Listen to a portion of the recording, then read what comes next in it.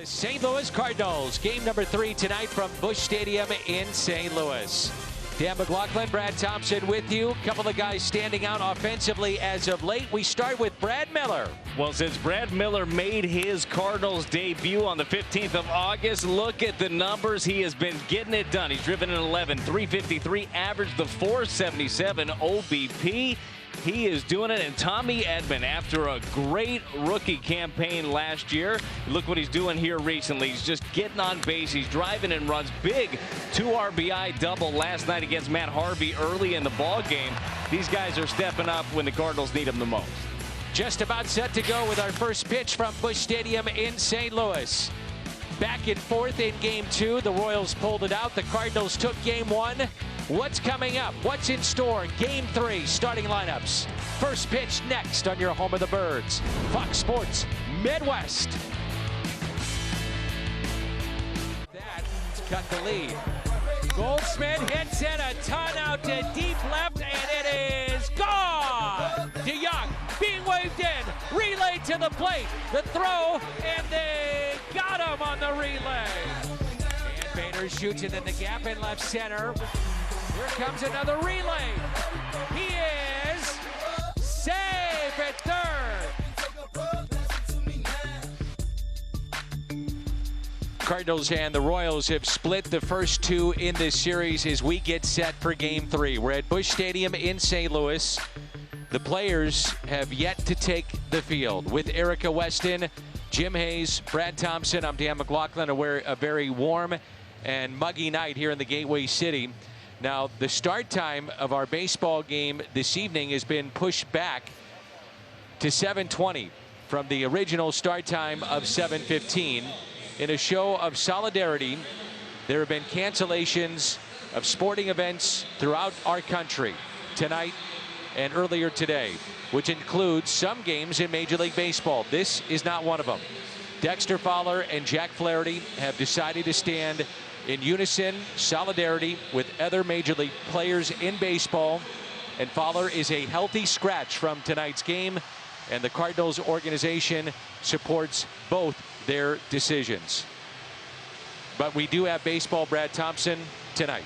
We do for sure, and I'm sure that, I mean, there was a bit of a scramble here before the game. I'm sure a lot of tough decisions made, and certainly, as you mentioned, the organization behind Dexter Fowler and Jack Flaherty, and support them. Their teammates do as well, and difficult conversations that are happening all around the country in many different aspects. But we do have a rubber match here today. The Cardinals have a ball game to play, Dan, and we look forward to watching Dakota Hudson go out and do his thing this year. Dakota Hudson so far in his 3 starts been getting the job done. We've seen him be more efficient throughout, Dan, getting a ton of ground balls, and he's looking to get deeper and deeper into the ball game. You see the Hyundai pitch arsenal for Dakota Hudson. The sinker, we know it's one of the best in baseball. Tons of ground balls with that bad boy. The 4-seam, he can run it up there. Changeup, slider, curveball.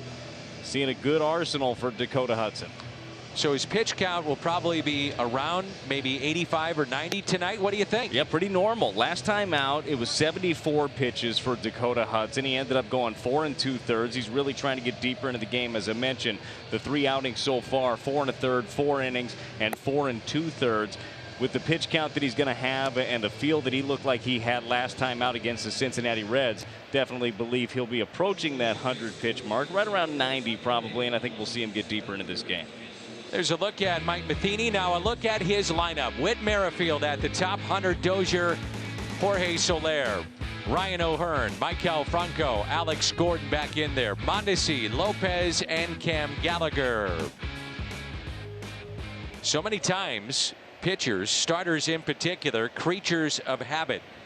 And it was kind of a surreal scene before our first pitch tonight. And there's a base hit into center field because both starters were out there with their respective catchers, Yadier Molina, Cam Gallagher, the pitching coaches, bullpen coaches, and no other players were on the field. Nobody else was out there. And the grounds crew was kind of looking around like saying, you know, do we chalk the field? Do we keep addressing the field? And you could just tell. I mean, we didn't know if we were going to play tonight. There was that's our guess. Well, it was very evident they were just waiting didn't for know. word. Yeah, it's what it seemed like. Both guys kind of just out there going through the motions. And you're right when it comes to the creatures of habit thing. But once you get out on this mound, you should be able to lock it in. Another ground ball right here will do it. But to the point that guys were just standing there. I mean, they were kind of just half stretching, not going through the normal routine to get ready for the ball game tonight. Yeah, certainly. And I think that this just speaks volumes to the conversations that were likely happening behind closed doors.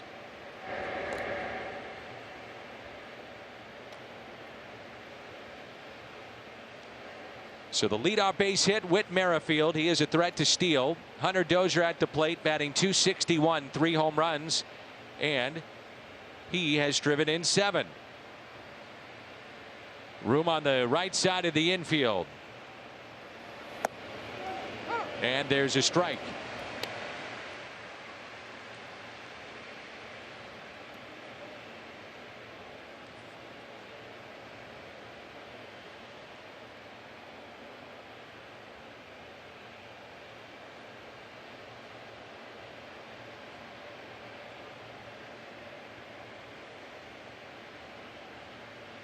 Another check on Merrifield at first base.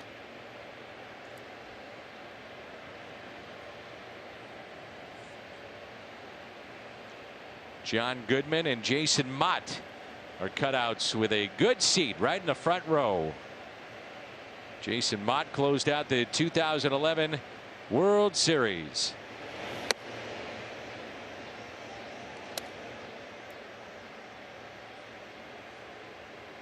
It's a ball, it's a strike. The Dodgers and the Giants canceled. Milwaukee and Cincinnati, and I should say postponed. They will make those games up, we hope, but postponed tonight. And the 1-1 pitch. Outfield is straight away. Good explosion in on the hands. Yeah, really good pitch right there by Dakota Hudson, knowing that Hunter Dozier likes to get those arms extended. He gets inside on him. That's where you get that weak ground ball.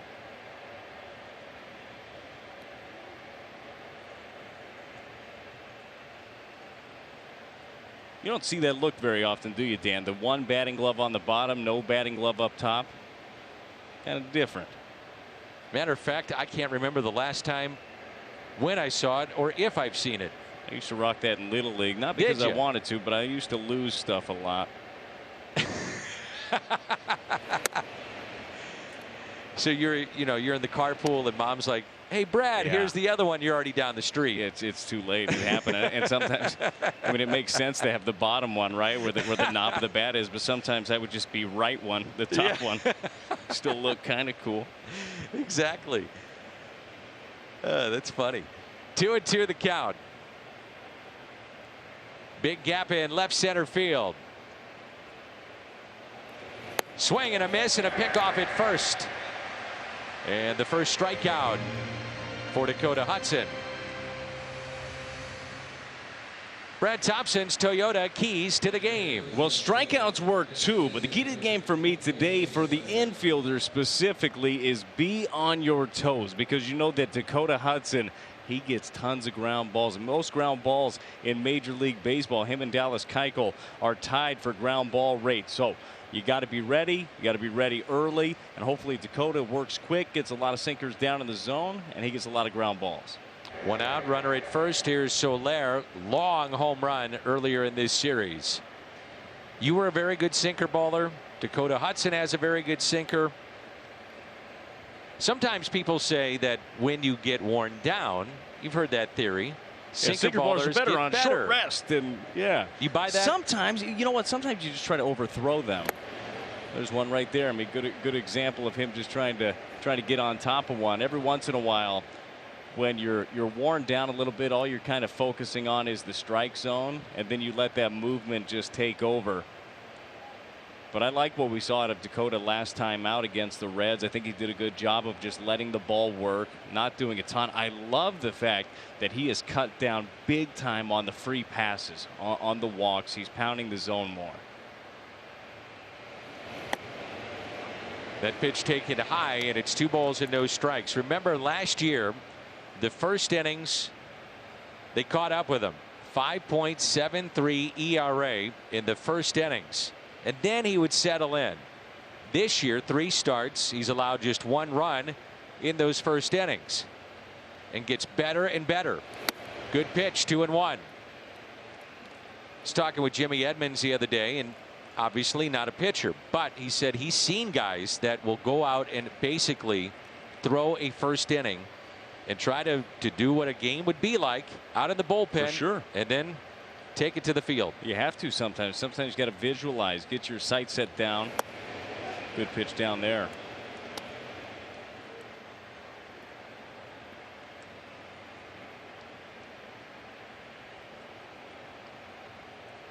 Three and 1 the count.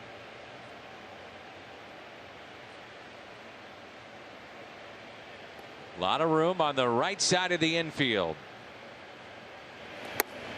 Missed in, and that is ball 4. So a single up the middle, a strikeout, and now a walk to Soler. Around the Horn is presented by Dobbs Tire and Auto Centers. O'Neill, Carlson, and Tommy Edman, his first start in the outfield this year. Infield, Carpenter, DeYoung, Wong, and Goldschmidt. Yadier Molina is behind the plate. We saw that Tommy can handle the outfield, and his versatility once again coming into play. Here's Ryan O'Hearn, and I'm sure a lot of fans are wondering, well, where's Harrison Bader? No Dexter Fowler, we understand that. Where's Bader? Apparently dealing with migraines. So those will come into play every once in a while for him. And if anybody's had a migraine or if you deal with them, they are just debilitating. I mean, it just shuts you down. So he is out of the lineup tonight. Here's a 1-0 pitch with 2 runners on. 1 ball, 1 strike. And it comes at a bad time, too, as well as he is swinging the bat. Yeah, he's been on fire. He's seen the ball so well, and you knew when you didn't see him in the lineup that there was absolutely had to be something going on with him. The hope is that he's able to kick this thing and just be ready. Who knows, maybe be available at some point this evening. Room on the left side of the infield.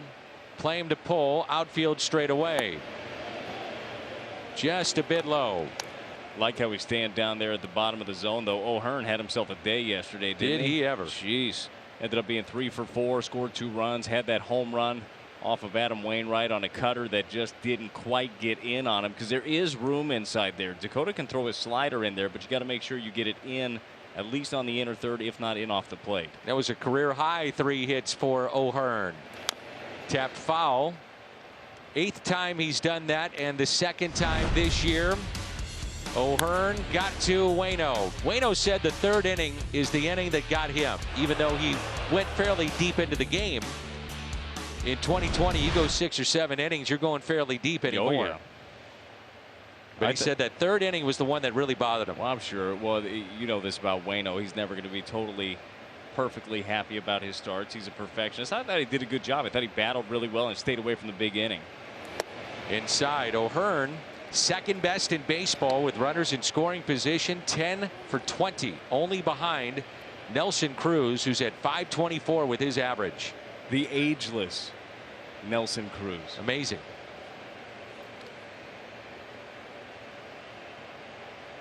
So 3-2 the count. Runners at 1st and 2nd. And the next to O'Hearn, pitch number 17 of the inning. Hit the other way, could be 2. Out there, Wong, a jump stop double play. A shift on the infield, and Wong still got to the bag. That was Ozzie-esque. Look at this one. Somewhere Ozzie saying, yep, I like it. Terrific double play turn.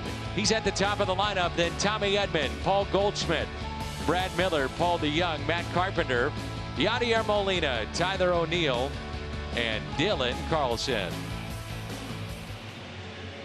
Jacob Junis, a couple of starts this season. We'll see how deep he can go into this ball game, Brad. Yeah, it's been a while for Junis. He does have the 2 starts. It's a It's one for him. He was on the IL with back spasms. It happened on August 15th before his start against the Twins. He was set to piggyback that day. It was going to be Ian Kennedy to start the game, and he was going to piggyback, but had the back spasms, wasn't able to make the start. And a pitch taken high by Kolten Wong.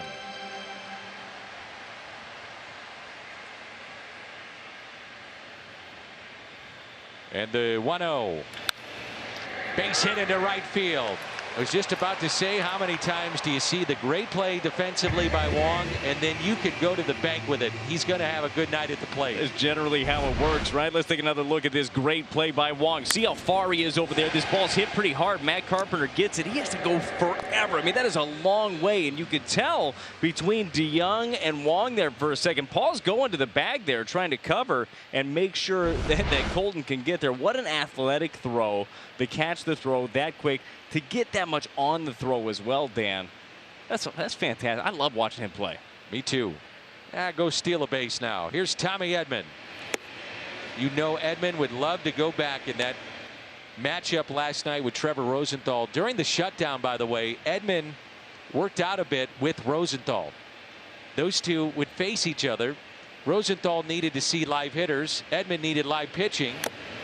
Those two were living in the area, so you're finding other major league players. And Rosenthal actually said after the game, you know, I kind of had a little idea how I wanted to approach Tommy Edman, and it paid off. All right, new rule, okay? Don't do it. And hopefully there's never another pandemic that you got to worry about with a situation like that. But don't trust any other big league baseball player. Don't trust them, because they're always going to try to find an advantage. Always. You're going to use that. He probably thought, you know, after Tommy hadn't seen any pitches for a while, he probably threw him a change up in the cage. He was like, he didn't look so good on that. Let me write that down. Remember, he did throw him a very good change up, too. Wong at first base, and the 1-1 pitch to Tommy Edman. Instead, a check on Wong at first.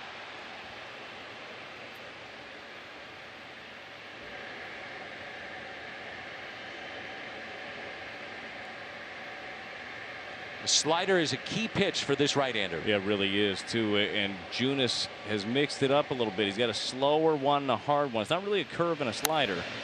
It's just the same pitch, the Hyundai pitch arsenal for Jacob Junis.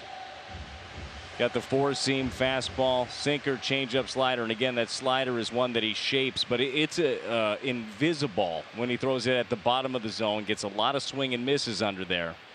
But it's a feel pitch, and I just wonder how much feel he's going to have for that with a long layoff. A little tardy with that swing and a strikeout of Tommy Edman. Yeah, that would be more the slower. Yeah, that's one of them there. It wasn't a good one, kind of backed up on him, but oftentimes those pitches are tough for the hitter to recognize. Top of the zone. Tommy couldn't tell if he wanted to pull the trigger on that one or not. Here's Goldschmidt, who has drawn a walk in 10 straight. That's the longest stretch in the major leagues this year.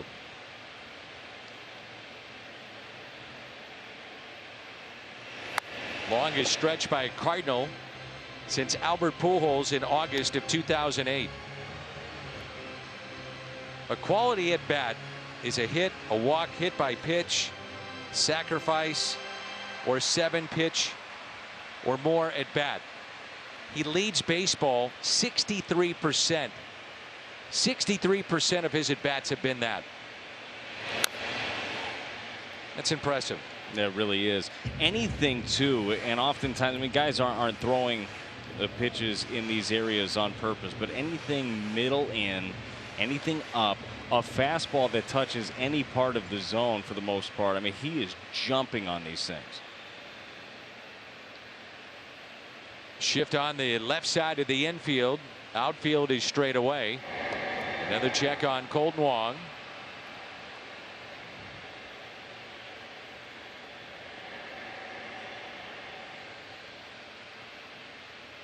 Nothing into the count. Average at .344 for the Cardinals slugger. There was the slider there. Arcia give it everything as he stayed away from that slider. Highest average against sliders since 2019. Charlie Blackmon at .331. Goldschmidt at 3-0-1. We've seen Paul Goldschmidt do some big time damage. Slider down with that launch angle, that swing that he's got. They go a long way. Outfield very deep.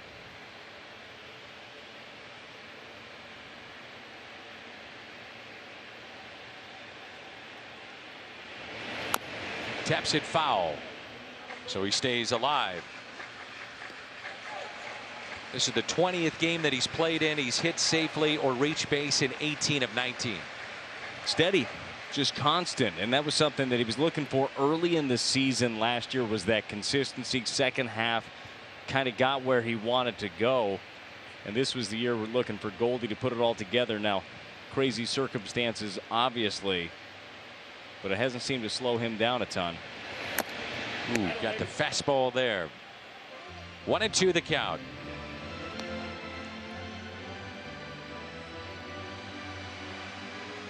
That's what I like about Goldie, and honestly there's a lot of the Cardinals that do this really well, is just fight stuff off. All right, let's battle. These are good tough pitches that Junis is throwing.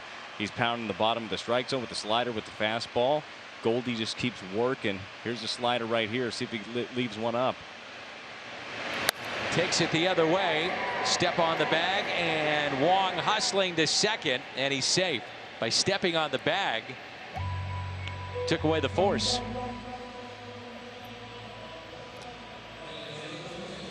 It's one that you wonder if he goes to second first with the speedy Wong.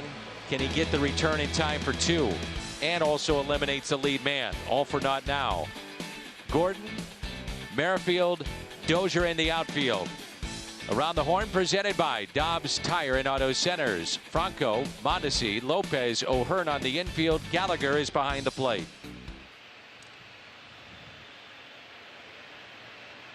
You have to make that decision quick. Yes. Well, it's a reminder too for any kids out there playing.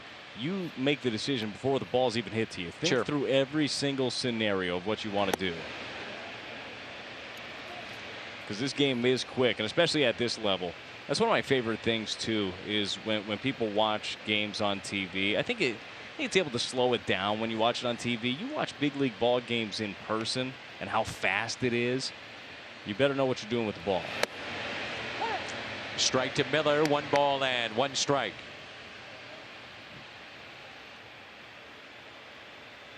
Miller, the designated hitter, batting .353. Couple of home runs, and he's driven in 11.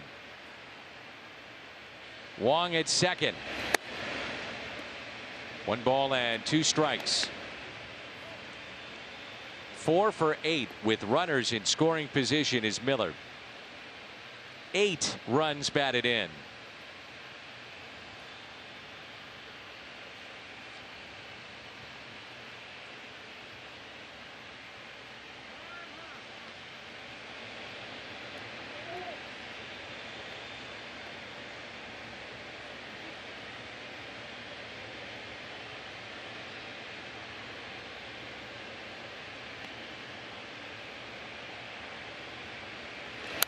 Fouled back in a good cut. We're just seeing Brad Miller barrel a bunch of baseballs. The swing is short, just gets the head of the barrel right to the ball quickly, fight stuff off again like we were just talking about with Goldschmidt.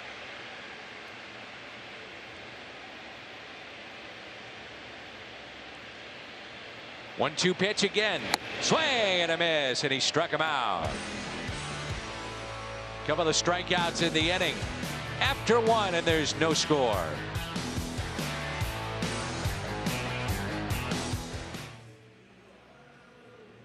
Adam Wainwright went 7 innings last night, threw 98 pitches, did not have his best stuff.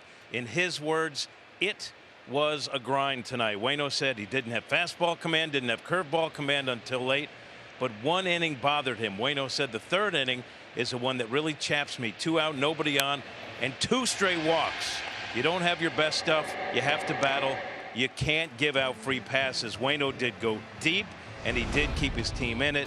Finding a way to get it done when you don't have your best stuff, Danny, That's one of the things that makes Adam Wainwright so great. Yeah, we're seeing some of the highlights here, Jimmy, from last night. 7 innings, 7 hits, 4 runs. They were earned, couple of walks, struck out 4.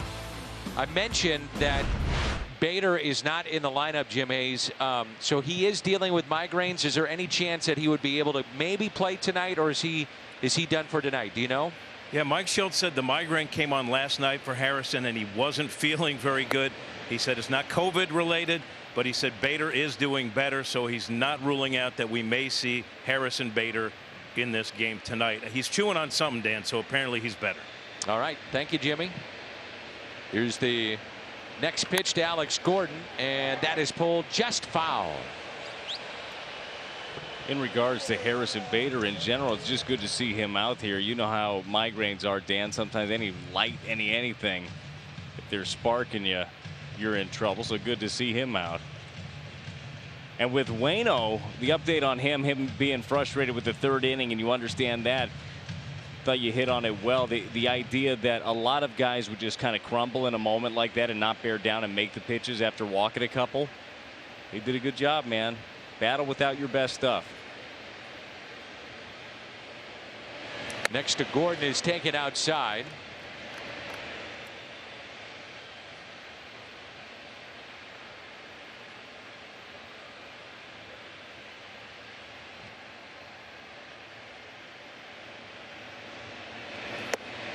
Ooh, just missed in.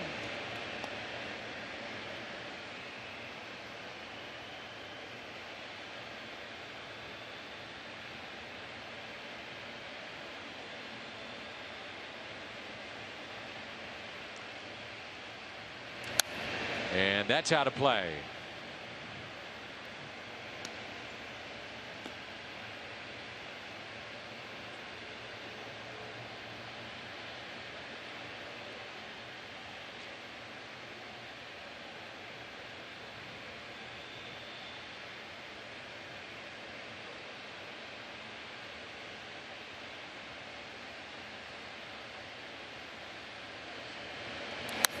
And that pitch is popped up.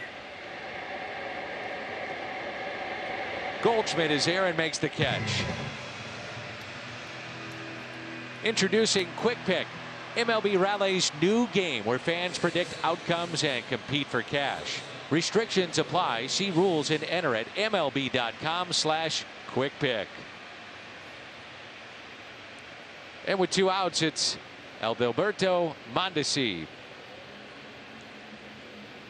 We saw a little bit of his game and what he brings to the Royals and why they're excited about him. They just want to see it all come together with a consistent night after night performance. Yeah, kind of been waiting for it to all come together for 5 years, but you've seen flashes of it. We saw the speed last night. He snapped an 0 for 14, a little tapper to first base, beat Webb over there by about a step. I mean, he was flying.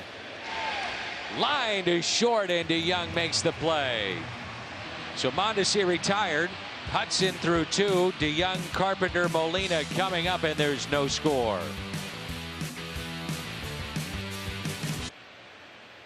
Here's Paul DeYoung hitting .286, home run, and has driven in 8.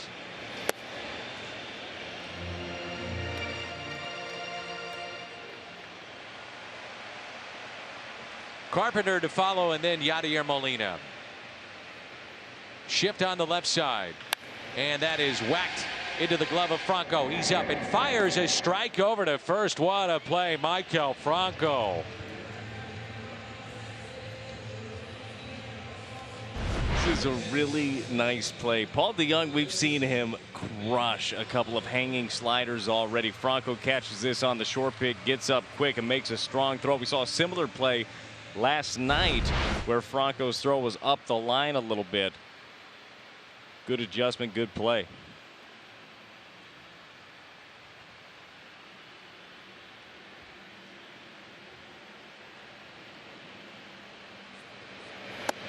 And a strike to Carpenter.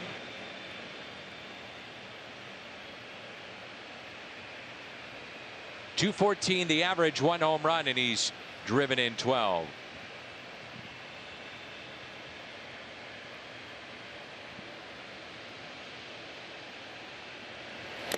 Oh, Carpenter hit by the pitch, up and in.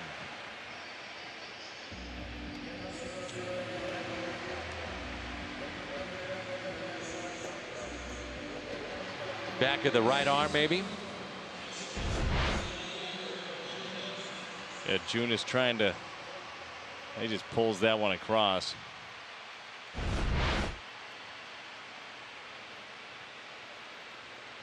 Here's Yadier Molina hitting .279. Almost picked up that 2-run homer last night that eventually DeYoung was thrown out at the plate. Started him from first. And that was that relay to perfection by the Royals. Key play in the ball game. Yeah, it was. It was one of those plays where you felt like everything had to be perfect to end up getting DeYoung at the plate. That's what it ended up being. Whit Merrifield played it really well off the wall. Mondesi threw a rocket in. Nice little short hop to Gallagher and got him.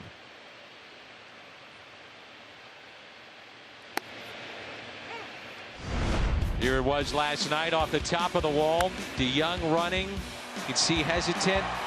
Rounding second, then had to get going, and they made this play.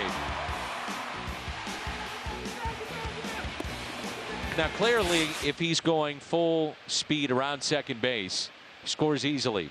But he's waiting to see if that ball is going to be caught. Yeah, that's the big thing when you look at it, and I think it's a lot. When you watch it on TV, you don't see it, but right there, DeYoung is looking. Merrifield's still going back on the ball, and he looks like he's got a decent beat on it. You don't see just his numbers. He's turned sideways a little bit, like he might have the angle on it. Up the middle and a base hit for Molina. Stung that baseball into center. The Cardinals have their second base hit.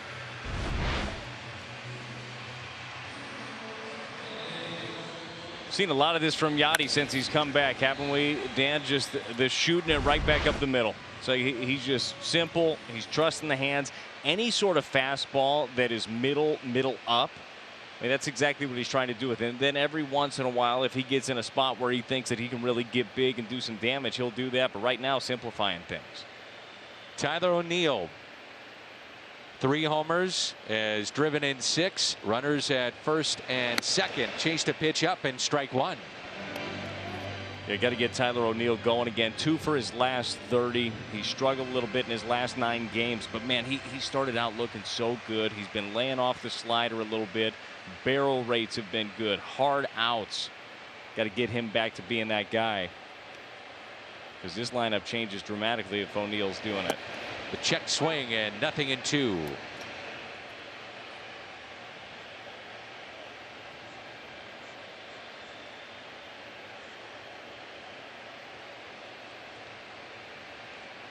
You could see in that first inning, struggled really trying to get the signs, and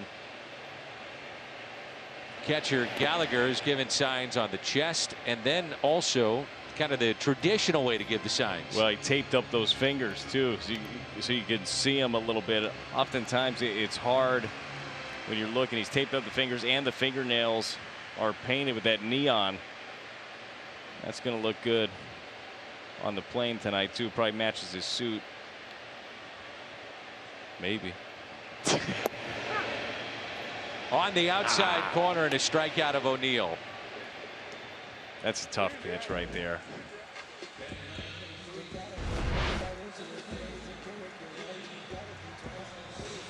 You're saying that Cam Gallagher is going with the canary yellow, huh? I don't know what he's doing. Maybe it's a Dumb and Dumber themed trip. I'm not sure. All right. I don't know what Mike Matheny and his crew do nowadays. That would be a good themed trip, though. Oh yeah. I mean, if you went Dumb and Dumber, you really only have 2 options. You got your orange. You could do it up a little bit. Yeah, you could. Here's Dylan Carlson, a breaking ball in for a strike. Hitting .174, 1 home run, and he's driven in 2. 2 runners on, 2 outs. Carlson pulls it foul. Picked up his first outfield assist last night. Strong throw from left field. Cardinals have him in center tonight.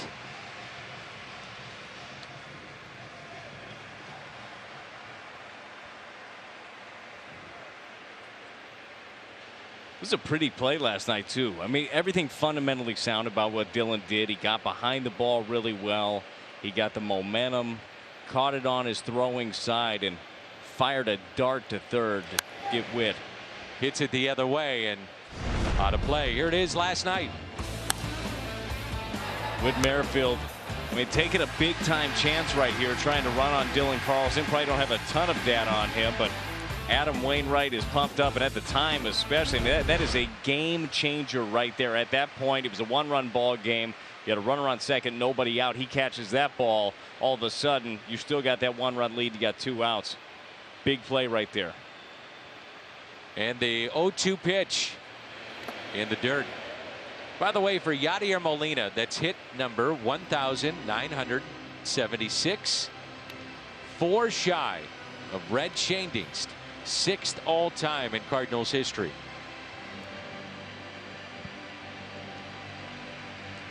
Gets to 2,000. That's really kind of a magical number for a catcher. It certainly is.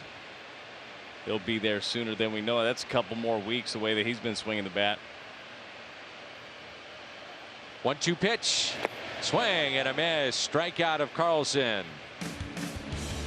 That's 4 tonight through 2 innings. We head to the 3rd of a scoreless ball game.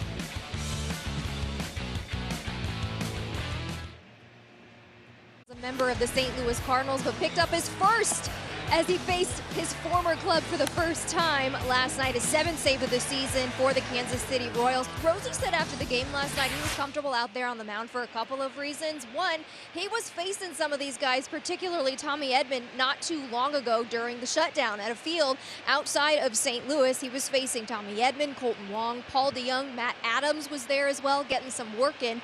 But he also said, I'm just trying to use the experiences that I have here to my advantage, being comfortable out there. I've been on that mound so many times. I just tried to use the visual of that to my advantage, Dan. Well, thank you, Erica. So many great moments for Rosie. Set the single season Cardinals record for saves. Closed out the Dodgers in the NLCS to send the Cardinals to the World Series at 13. Just a good person, good guy. He is. He really is. He gets it. And I was rooting for him last year. It was a tough start for him, boy. I mean, the whole year was tough for him. I'm glad to see him bounce back like this. It's hard when you know a person in the game. It's hard to just watch any player struggle. Yeah. I mean, when they were on the mound especially and they can't find it. But then when you have a personal connection to them and you know what they've been through. And we were watching Rosie, I guess he was with the Nationals at the time in spring training. Yeah. That was difficult. I mean, he couldn't find it. And that looked like the Trevor Rosenthal that we saw before. Good velocity, good changeup, calm, in command, and probably in demand right now as the trade deadline is only a few days away. Yeah, they're getting a lot of phone calls. I know he's talked about the fact that he picked Kansas City, wants to be here, wants to be around it. I don't know if that'll be fully in his hands at this point. Gallagher with a high fly ball. Deep left. 2-0. Cam Gallagher with his first home run of the year. A 2-run shot on a hanging breaking ball. And a 2-0 Kansas City lead.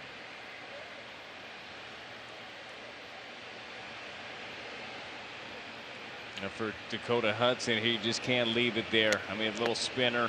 It ends up right down the middle.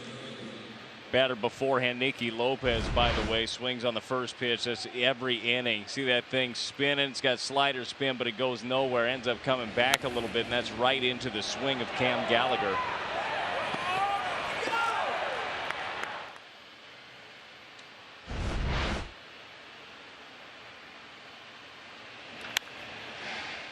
And that's pulled foul. Back to the top of the lineup and Whit Merrifield. Well, I like the breaking ball first pitch, and I think that's something that Dakota Hudson's going to have to make an adjustment this second time around. He's done more of it this year.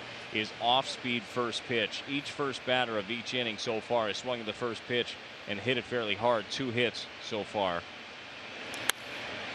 On a hop to short, DeYoung across the diamond for the out. A reminder that St. Louis Cardinals baseball is brought to you by Bud Light Seltzer. Unquestionably good. By Chevrolet, the #1 selling brand in the St. Louis area. Find yours at your Mid-America Chevy dealer. And by Steel. Find your Steel dealer at steeldealers.com.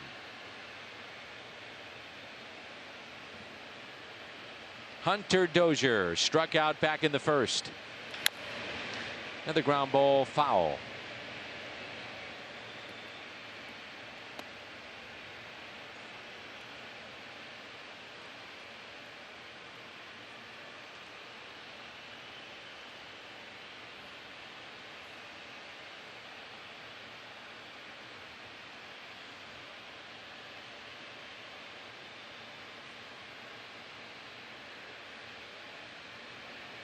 Shift on the left side. 0-1 pitch. Pulled foul again. It's a really nice pitch right there. Just that sinker in. Again with Hunter Dozier. He wants to get those hands out. He wants to be able to get fully extended. It's impossible on that pitch. Now you're in the driver's seat.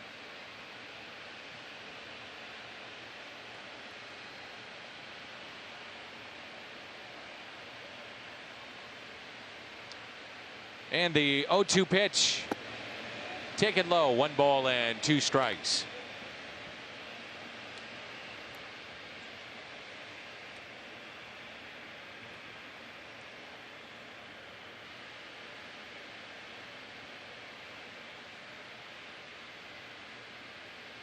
Here's a 1-2 outside, and it's 2 balls and 2 strikes.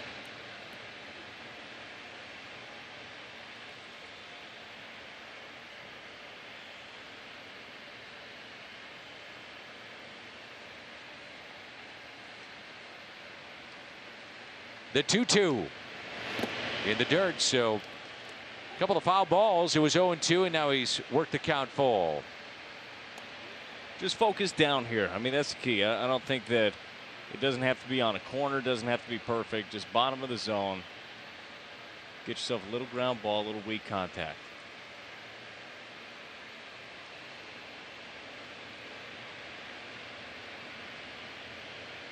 The 3-2 pitch. And that was in the upper portion of the zone, taken for a ball. And the second walk handed out by Hudson.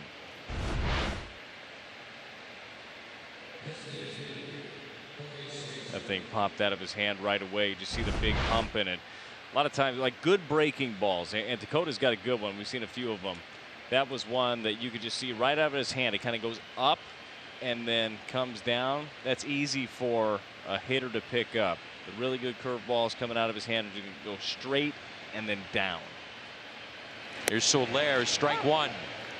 He walked back in the first. Tell you what, Yachty got him that strike right there. The way that he caught that, the way that he turns his glove on that little cutter away. Ed Hickok's our home plate umpire.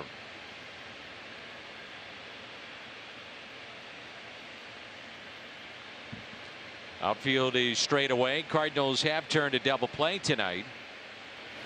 Way outside. I mean, sometimes you look at those as just being wasted pitches.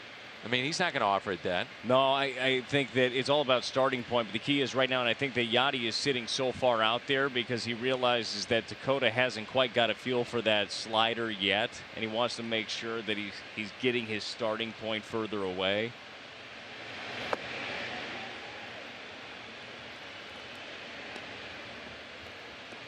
It just does not have the right feel for that, and that is not exactly how you want that ratio to look. 40 pitches so far for Dakota Hudson, 50-50 as far as balls and strikes. Got to be able to bear down here, get right back into counts, start focusing just down on the zone.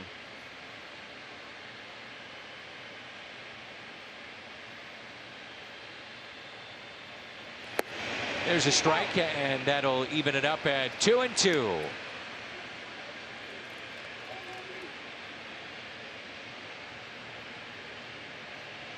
Well, normal circumstances, I would really like the slider down and away right here. But I don't know if he's got the feel for it. A good curveball, though. Seems a little better out of his hands.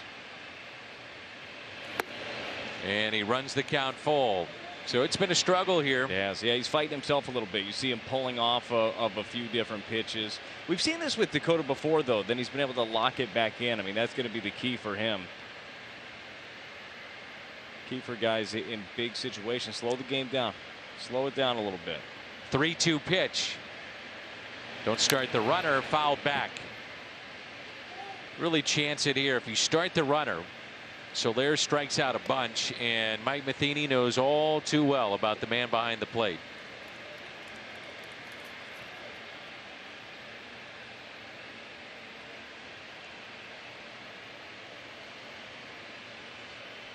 And the point being, you run yourself right out of the inning. Hunter Dozier, your runner at first base. He walked.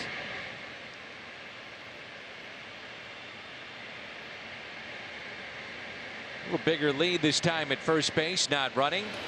And little chopper, Goldschmidt will get the shore out. That's Hudson covering the bag at first. And that's out number 2. O'Hearn coming up, and they had a shift on for O'Hearn. And check out this double play if you missed it. Look at Wong, how far he has to go, then gets to the bag, jumps, little momentum, and turns 2. He needed every bit of this strong throw, too. I mean, O'Hearn doesn't fly down the line necessarily, but that play took a second to develop. Strong athletic play. Last 2 pitches from Dakota, that's what you need to see, by the way. Real true sink. You can get some outs early if he's at the bottom of the zone with that. So Ryan O'Hearn, again, he's got great numbers with runners in scoring position. Right around that 500 mark. Hudson really staying away from the 4-seamer. It's been 2-seamers and the breaking ball, and that's about it. Had a 4-seamer to Lopez. That was whacked for a single, and that's been it since.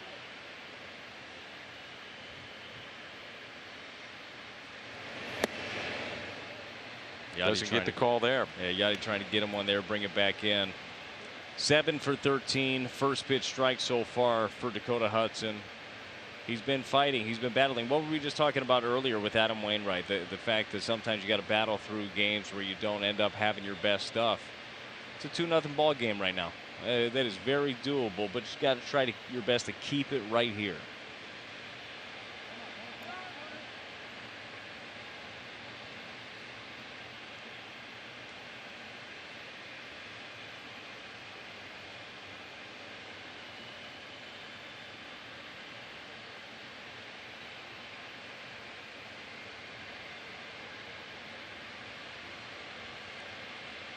Two balls, no strikes with 2 outs, runner at second. And it's taken inside.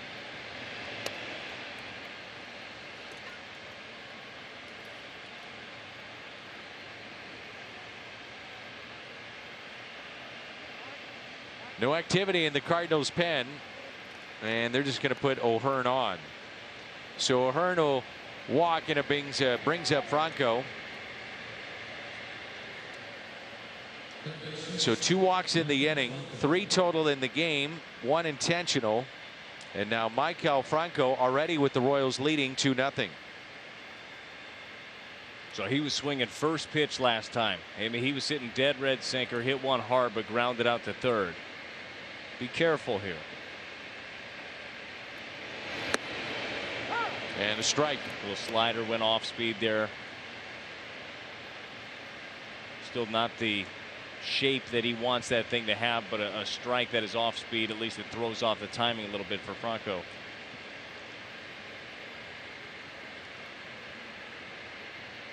Franco turning 28 today. Happy birthday.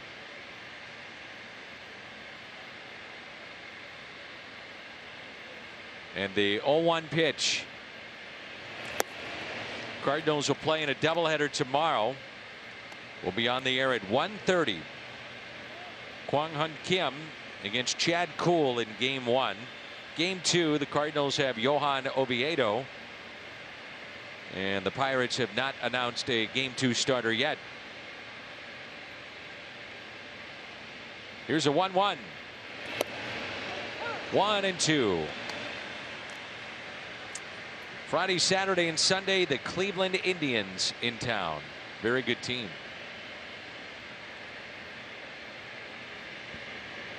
Francisco Lindor, probably one of my favorite players in the game to watch. Just enjoy him. I enjoy his game. Love the way he goes about it.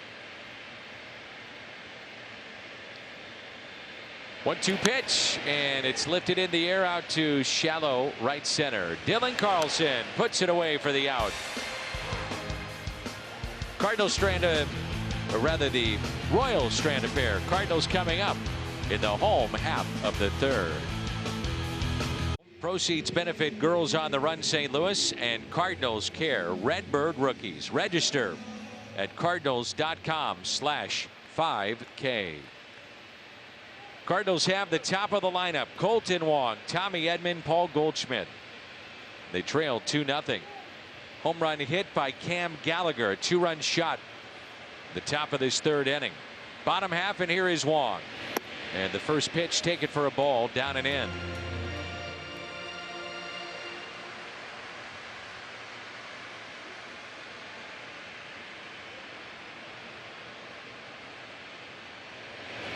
Big breaking ball, the top of the zone. He's got, as you mentioned, Brad, that hard breaker, and then it's kind of the get me over too. Yeah, and I don't even think we've seen the best one yet. A lot of these have been backdoor kind of get me overs, not putting him exactly where he wants yet.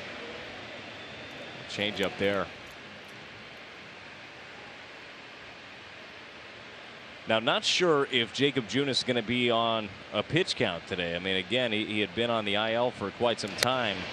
He was asked about it yesterday. He said, I have no clue. I don't know. I'm going to go out there and pitch. I'm going to find out. And maybe it's more of the idea we talked about with Jack Flaherty the other day. Sometimes you just don't want to know. You just want to go out there and pitch. 3-1 taken for his strike and a full count. Right-handed pitcher Cody Ponce is coming off the taxi squad tomorrow, and he will start game 2, we're told, for Pittsburgh. Both games on Fox Sports Midwest. And a 3-2 pitch to Colton Wong, who singled to right his first time up. And it's a leadoff walk. Junis, his first walk of the night.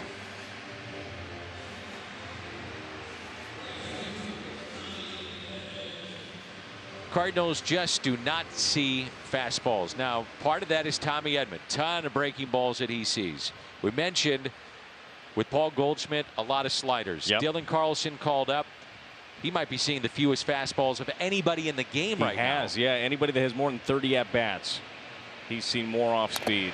And there it is. Little slider there that's fouled back by Tommy Edman. Well, they do it for a reason, right? Going back to the idea we've talked about for a long time about shifts in general. Why do they shift you? Well, because you end up hitting into those oftentimes. Why do they throw you a lot of off speed? Well, you don't tend to hit it as much. And this is a case all around baseball. Yet Cardinals, and I think it was very evident in the NLCS last year, struggle with the off speed, struggle with the slider. I think they've made good adjustments. Runner goes, and that's a base hit into right field. Wong to second, on his way to third. And the Cardinals have something going here in their half of the third inning. The aggressive play, starting Wong, and a base hit for Tommy Edman. Well, as we talk about this slider, Tommy Edman gets a fastball and he turns on it. And I love the aggressive nature here, because it is funny just how a base hit to right field totally changes the complexion of the game here. Now runners on first and third. Nobody out.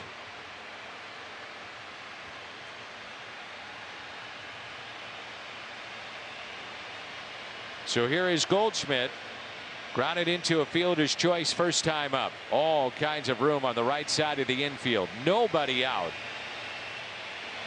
Ooh, he gets a fastball. Swung through it. Strike one.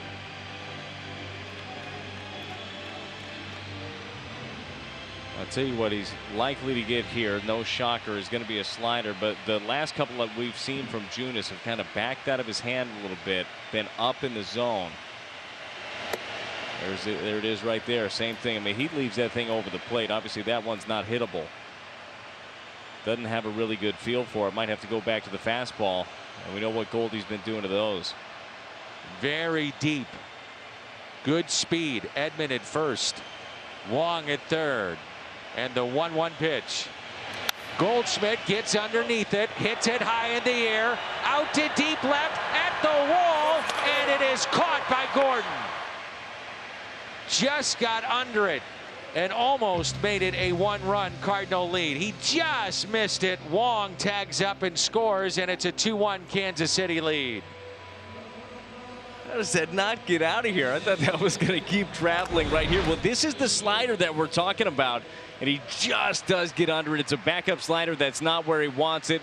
Alex Gordon, one of the best in the business out there in left field. He knows exactly where he's at. He finds the wall, and this thing ends up just being a couple of feet short. Still drives in a run, still a very good at bat here, but could have been more. Now Brad Miller. I like the aggressiveness with Wong running earlier. You could do the same thing with Tommy Edman and his speed. We'll see.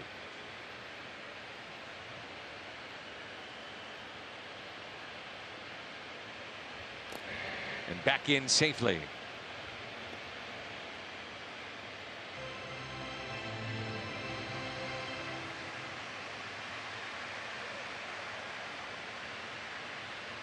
Brad Miller struck out back in the first.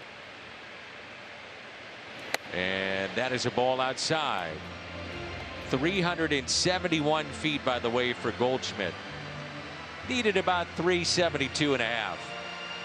Next and time. It's 3-2. Next time. Hang that breaking ball again. You'll get more than that. Yep. Here's a 1-0 pitch to Miller. Edman was jumping down there at first base. And sometimes you'll start, and if you don't like your start, you just stop. Go back.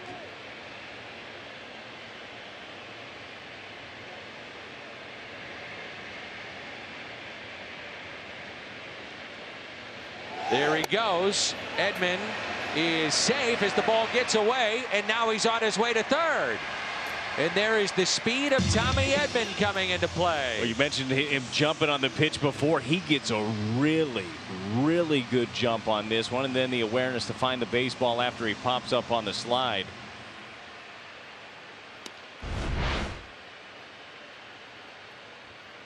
As a catcher, I mean, that's what you like on that. The guy stealing, you want a nice fastball away. I think even with a perfect throw, I don't think he ends up getting Tommy Edman with the jump that he had, but I love the awareness, love the aggressiveness, and all of a sudden here we go again. You got a runner on third, you got one out. Let's get a productive AB. Infield in, and with the speed of Edman, anything on the ground, he is flying towards the plate. Interesting to have the infield in as we only play here in the bottom of the third.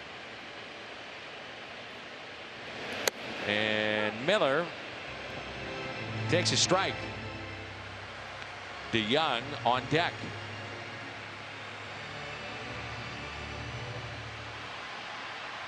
So one out, runner at third. 3 balls and 2 strikes. Swing and a miss. He struck him out. This was one of the real concerns for the Cardinals a year ago. Runner at third, less than 2 outs. It bit him last night in the 9th inning against Rosenthal, and it gets him here. Now they need a 2-out hit from Paul DeYoung. And already Junis with 5 strikeouts, and we're only in the 3rd inning.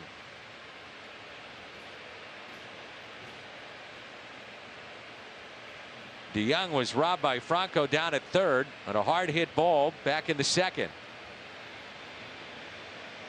He's starting to see the ball really well.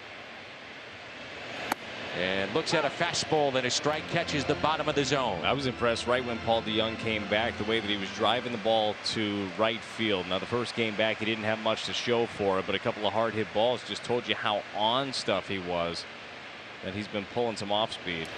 And DeYoung lifts a high fly ball into left center field. Merrifield is there and makes the catch.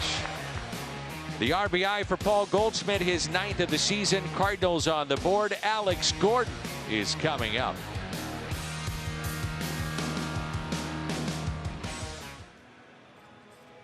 Pirates coming to town. They're 7-19. Second worst start in franchise history. Last night, no hit by Lucas Giolito, and they'd lost 12 of 14 against St. Louis. Other than that, welcome to town. Get in here quick. Get in here.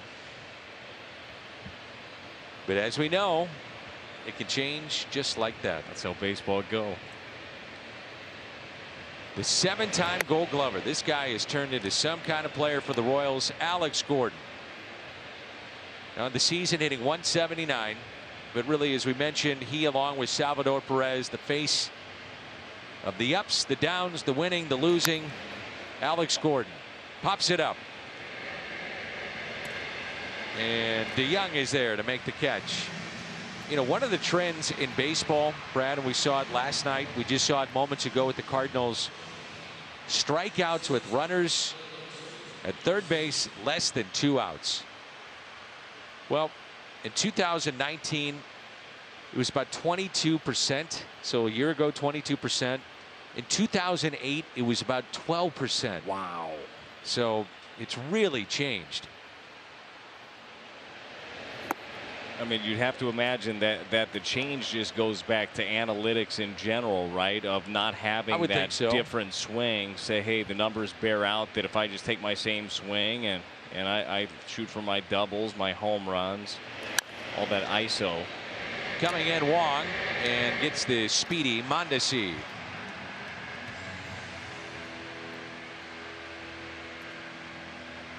And while we have a moment, Homers for Health, it's back. You can join Matt Carpenter, Paul DeYoung. Make your pledge for Cardinal Glennon patients today. Homersforhealth.org.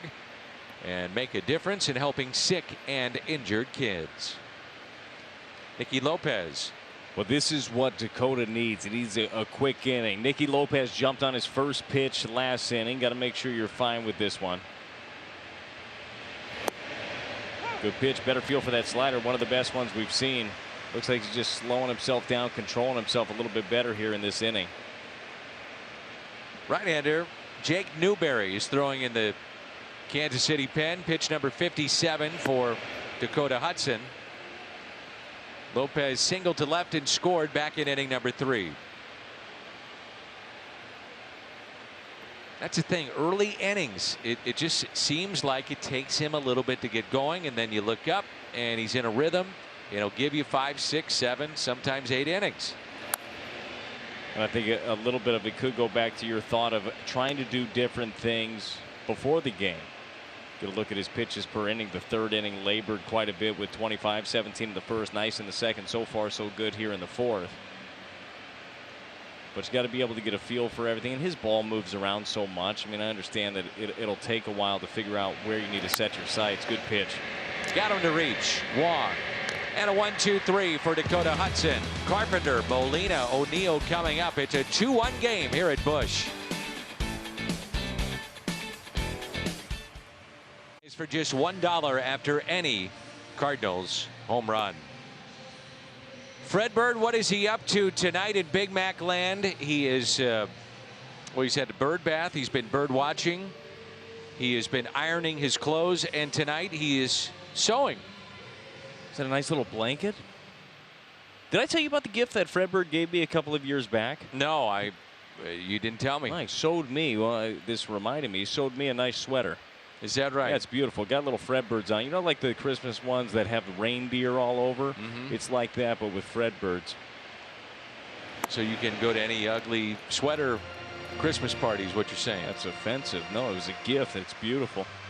Yes, though. I mean, I could pull it off. You could go either way. Yeah, I mean, I feel like those. It's all relative, right? Beauty's in the eye of the beholder. Exactly, Dan. is what I'm trying to say. Beautiful to me. It's hideous. The strike to Carpenter, who was hit by a pitch back in the second. Home half of the fourth. Newberry, by the way, is warmed up. He's ready to go. Saw him yesterday for an inning and a third scoreless. And Carpenter is hit by the pitch again. So he's been hit right on the elbow, and this time gets him on the foot.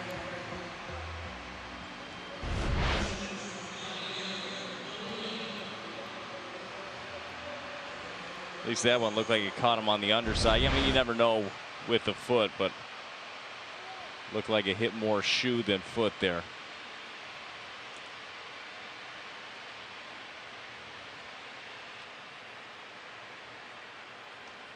Yadier Molina, base hit to center.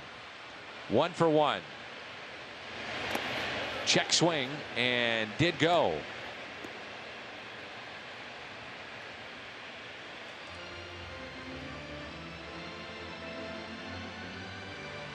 Second time this season a Cardinal has been hit by a pitch twice in a game. Back on the 25th of July, that was Harrison Bader that was hit a couple of times. And the 1-0 pitch. Breaking pitch, and it's taken low. 1 ball and 1 strike. So again, we're on the air tomorrow. We'll come your way 1:30, game 1 of the doubleheader. KK against Chad Kuhl. So baseball all day tomorrow on Fox Sports Midwest. Looking forward to it. The 2-0. Check that now. 1 ball, 2 strikes on Yadier Molina.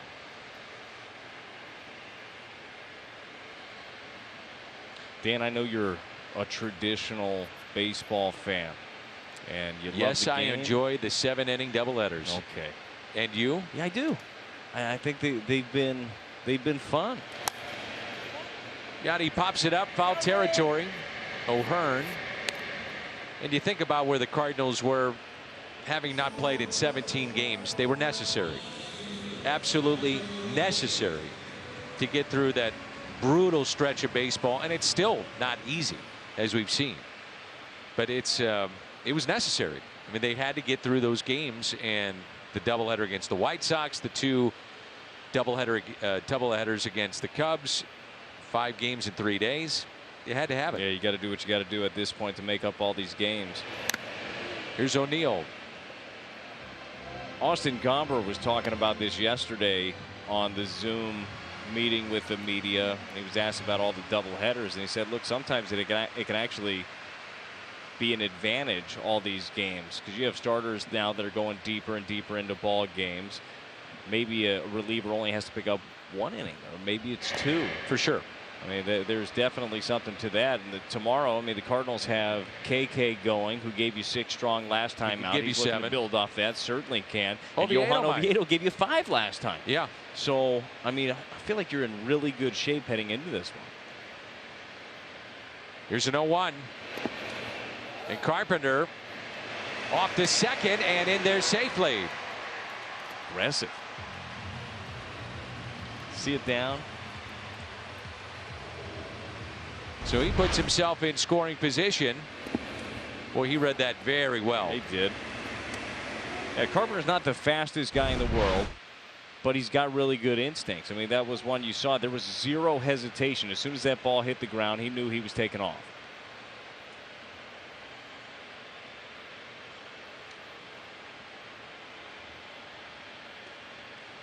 Now, Tyler O'Neill has seen a steady diet of breaking balls. There's no question about that. It's about trying to make the adjustment, which he was doing earlier. Let's see if he does it here in this at bat. Gets a fastball there off the plate. And it's 2 balls and 1 strike. Yeah, just to further your point, early on we saw all the home runs he's had actually have been off of off speed, a couple of sliders and 1 changeup. So he's been sitting back seeing them well.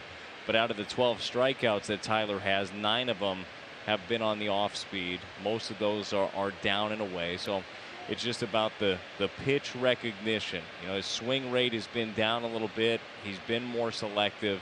Just trying to get back to that a little bit. The 2-1 pitch popped up and out of play. You know, going back to the 7-inning doubleheaders, players have talked about wanting more off days. That's one way you can do it, and then you add maybe more teams in postseason play. I mean, you could end up doing a season where every Sunday is a doubleheader, and then you have Mondays off, and that's just Major League Baseball. You have an idle day. I mean, you could do so many different things with it. 2-2 the count on Tyler O'Neill. Outfield straight away and deep. Good adjustment there. Didn't chase. Yeah, for sure. The takes, and that was something, Dan, I remember you and I doing some games together in spring training, and it was really evident early on that O'Neill was just taking pitches differently, that he wasn't leaning way out over the plate. It wasn't like a last-minute effort to not swing. It was recognition. And he strikes out. You see a little bit. He's in between, maybe looking for that off-speed pitch. He was for sure on that one. There's been a couple of pitches to O'Neill that Junis has just painted. And the first at bat, it was the breaking ball. This one here, I mean, you're not going to be able to go over there and set a pitch in a better spot. But you're right. I think that he was, in his brain, he was geared up for off-speed, looking for a spin. So the youngster in center tonight, Dylan Carlson, struck out swinging back in inning number 2 with 2 runners on. The tying run, Carpenter, he's at second base. First pitch to Dylan. Taken low for a ball.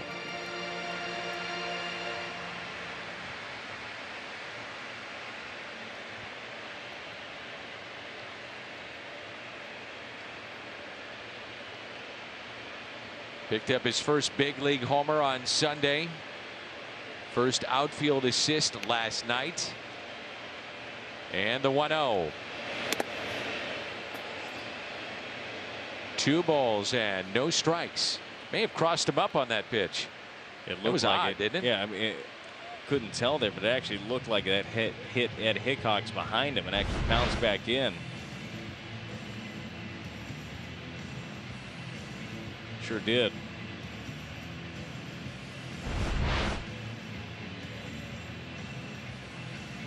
Yeah, they're going to go talk this over, say, hey, please don't do that again. All right, thanks. While we have a moment, quick word from Great Southern Bank. Stock up for game day on payday. Deposit a check on your phone anytime with the Great Southern mobile app.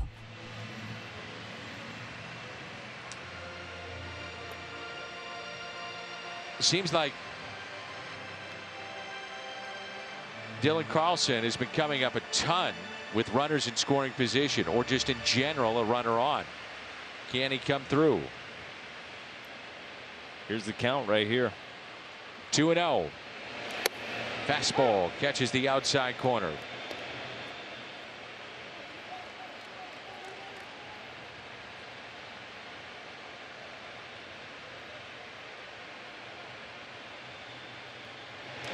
Carlson slicing down the left field line. That ball is fair, and this game is tied. Carpenter will score. Carlson sliding into second base with a double. We're tied 2-2.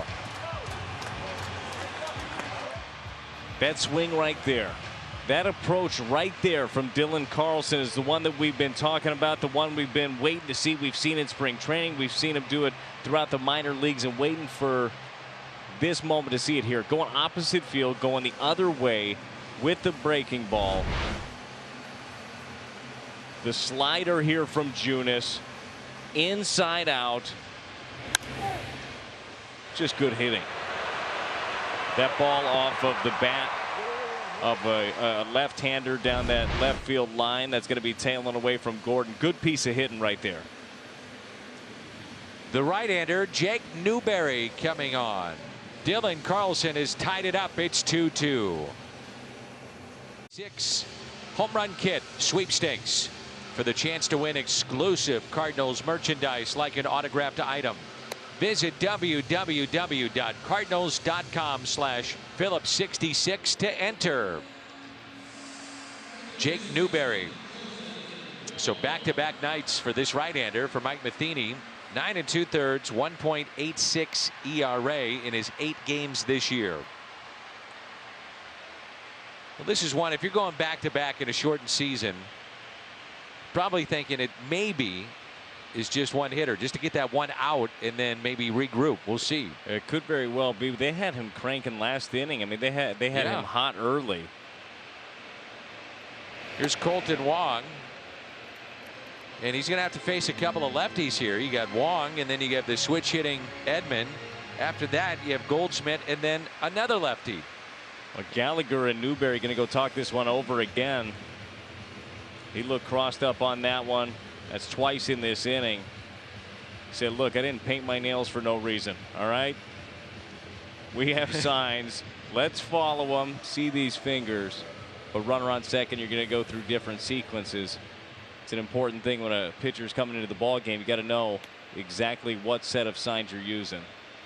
Colton Wong With the run scored tonight, 1 for 1 and a walk. And looks at a pitch down and in. But I love to see Dylan Carlson making that adjustment on a slider. Me too, man. Me too. He just stayed back so well and he trusted his hands, and that's not an easy thing to do. The 2-0 pitch to Wong. Fastball. 2-1.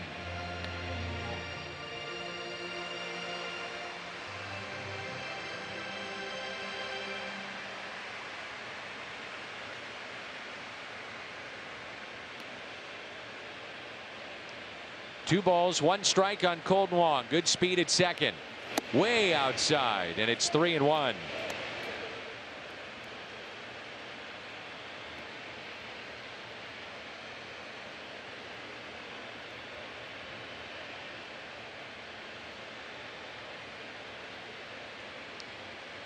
Chance here for Colton Wong. He's in the driver's seat. 3 balls, 1 strike.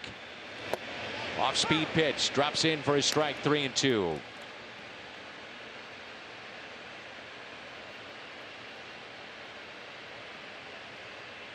Tommy Edman waiting on deck.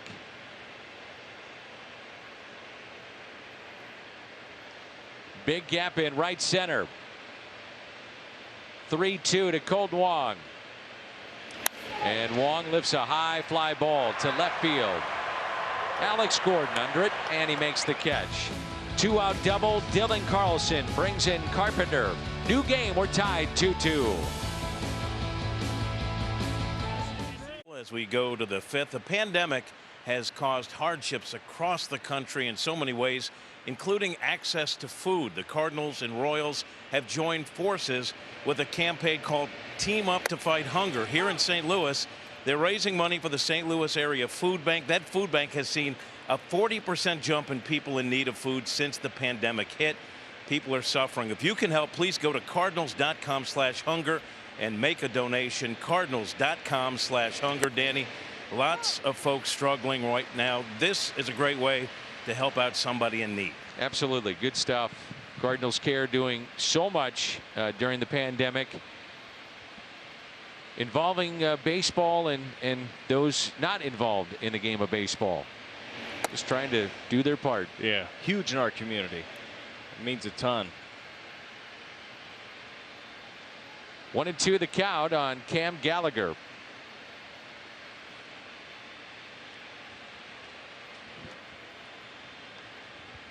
Home run back in the 3rd inning. Nissan drive of the game. This 2-run shot.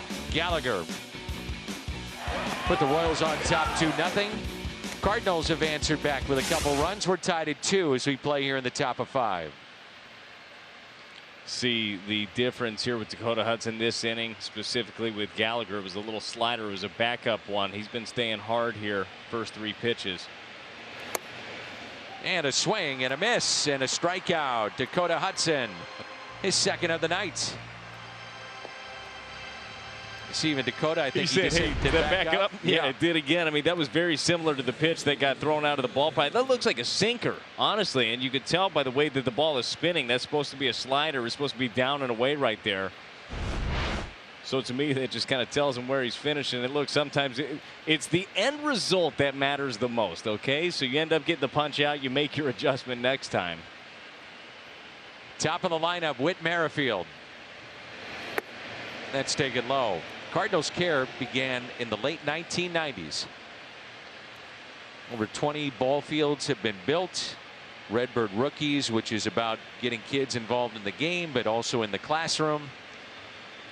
A lot of things done in the St. Louis community. That's a ball and a strike. Merrifield trying to bunt his way on. Carpenter was jumping over at third. Matt's made a couple of nice plays already. Started that double play that Colton Wong made the acrobatic play on. Had another really nice one on a soft hit ball to him.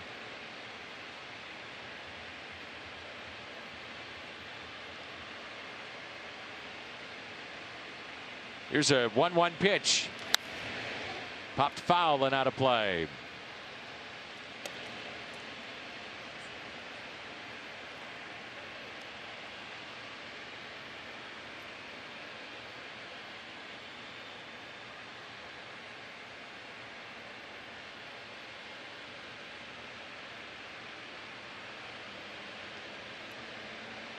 Outfield is straight away, and a ground ball hit to third. Carpenter makes the play, 2 outs.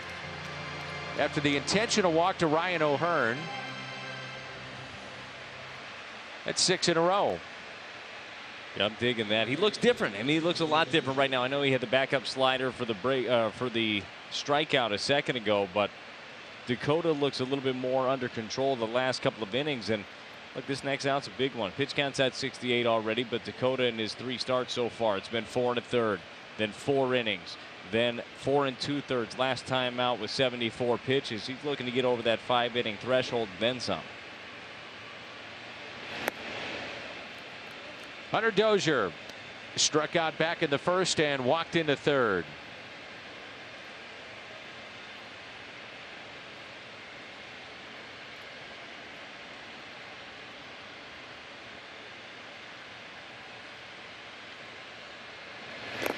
Two balls and no strikes. Greg Holland is throwing in the Royals bullpen.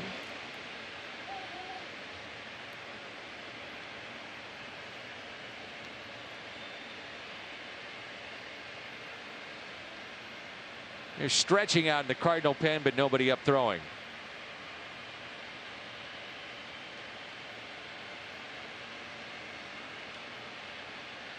And the 2-0 pitch popped up on the outfield grass. Last year's Gold Glove winner, Colton Wong puts it away, makes the catch. Coming up, Tommy Edman, Paul Goldschmidt, and Brad Miller. 2-2. It's proud to feature the Cardinals fan favorite for August, the sweet onion chicken teriyaki sub. It's fueling fans around St. Louis all month long.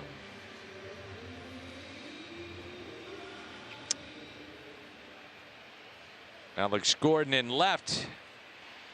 I guess if you won 7 Gold Gloves, you can just put that glove on your head. You know when to get ready. It'll find it. It'll find its way into that glove somehow, some way. Yeah. Greg Holland allowed a bases loaded double on Monday in the 5th. Came in with no outs and the bases loaded, then 2 hits, hit a batter.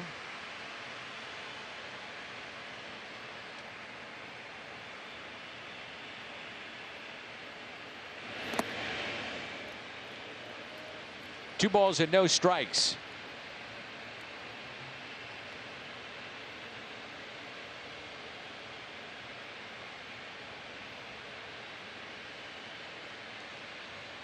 And the 2-0 pitch to Tommy Edman, who is singled to right. Given the corners tonight back there, Ed Hickox is, and then some.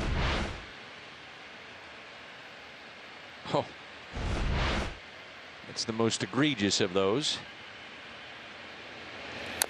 2-2. See what though, with a zone like that, and I know that was a little bit further off, but he's been very consistent calling that on both sides and calling the corners and calling it a little bit off.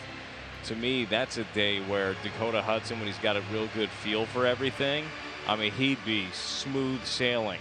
You throw that pitch and then you throw the one right off of it. But he's just finally, the last couple of innings, getting to where I think he's in a good rhythm.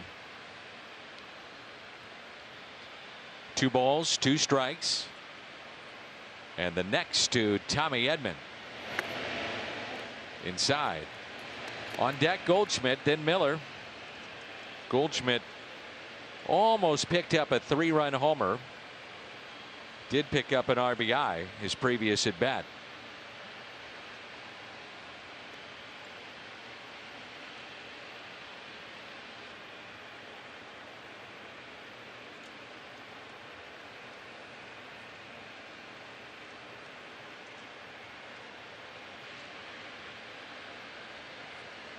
Shift on the right side. Outfield straight away. The 3-2.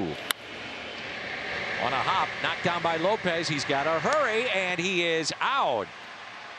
And the Cardinals certainly will take a longer look at that. Yeah, it's going to be close. I mean, Nicky Lopez, strong throw. He gathered himself really well. He didn't waste any time, but as soon as he bobbled it, the way that Tommy runs, he got him. Good play.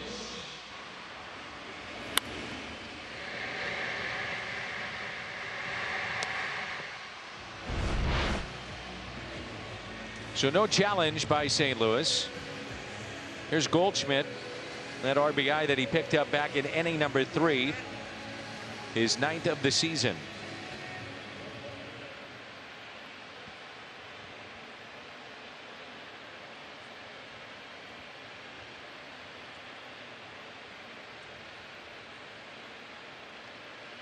Shift on the left side. Outfield is deep. And a high fly ball lifted out to deep right field. Should stay in the ballpark, and it will. Dozier with the catch.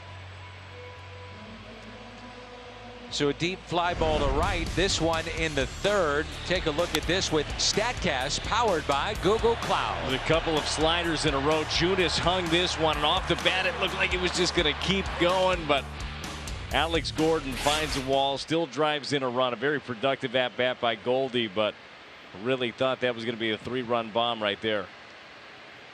Here's Miller 0 for 2 and a couple of strikeouts. Holland, the 3rd pitcher used by Kansas City tonight.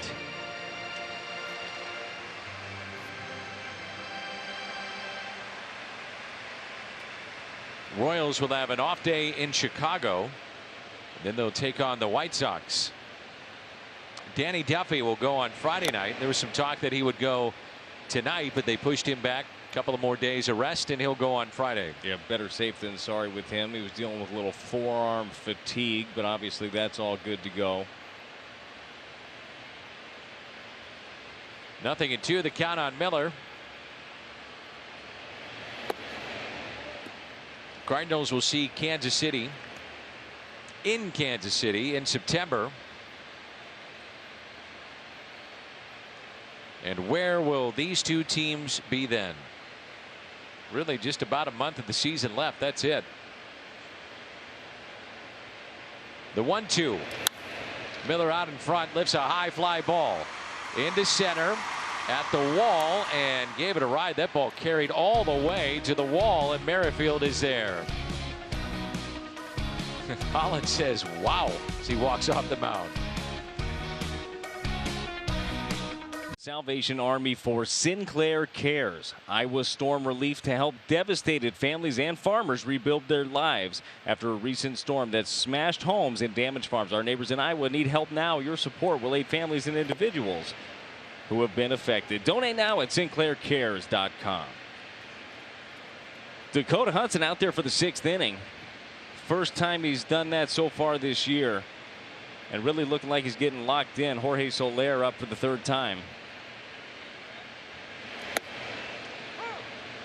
So what do you think, Brad? How many pitches do you get tonight? I think that he gets right around 90. I mean, if he's super efficient this inning, maybe he ends up getting another one. But I think right around 90 pitches is where Dakota's going to be. Here's an 0-2 pitch, and he waves at it, and the strikeout.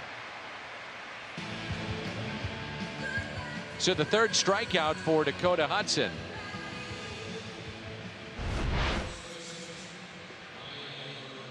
Good curveball right there.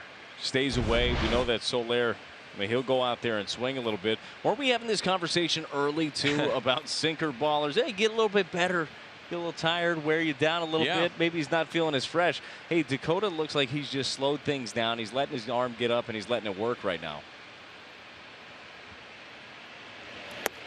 O'Hearn at the plate, and there's a strike on the inside corner.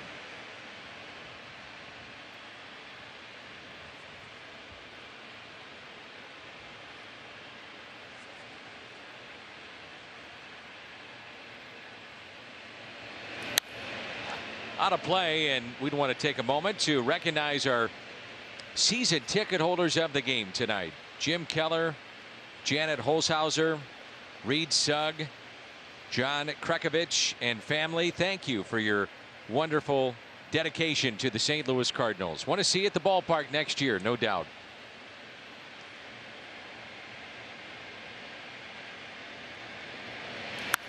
There's a ground ball, and taken on the outfield grass by Colton Wong.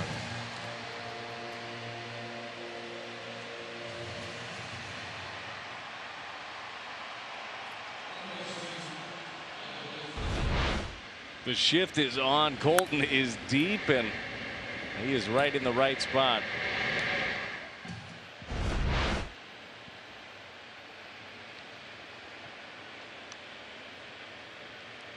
Michael Franco.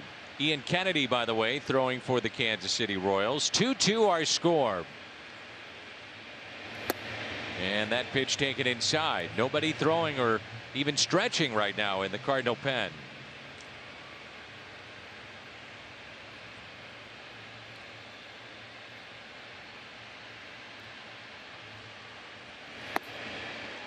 Pitch in the dirt, and it's 2-0.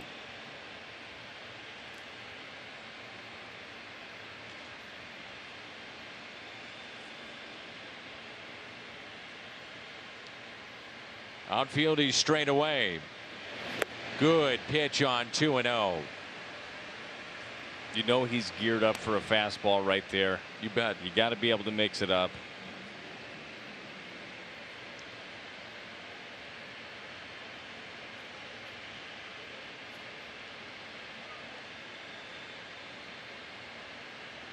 That's the old "I got something in my eye" trick. And maybe he does. Yeah. But sometimes when you've got a 2-0 count and you're thinking fastball and you get a slider and miss it by a foot, I got something in my eye. That's when the it gnats, happens. yeah, the gnats are attracted to that. Yeah. Gives you a little second to think, what in the world is this guy going to do now? The 2-1 pitch, and that's pulled foul. Isn't that, though, the separator from a major leaguer and a minor league pitcher? A guy on a 2-0 and can paint a 2-0 slider. Oh, for sure it is. Well, we've been talking about that a little bit when it comes to Dylan Carlson and the adjustments that he's going to have to make at this level. And it was great to see him make one of those on a slider that he shot the other way for an RBI double. But that is, man, yeah, you got to be able to throw your off speed for strikes in this league. Be careful with this guy. The 2-2 pitch. It's got some pop. 5 home runs this year. Had some decent years with the Phillies. They were thinking he was the third baseman of the future. Thought he was going to be a star there. Yeah. He had a 25, 24, 22 home run seasons. Jammed him. Slowly hit. Carpenter. The stretch by Goldie. Dakota Hudson is settled in. 10 in a row. DeYoung, Carpenter, Molina coming up. 40 of the St. Louis Cardinals. It may not be reproduced or retransmitted in any form, and the accounts and descriptions of this game may not be disseminated without the express written consent of the St. Louis Cardinals.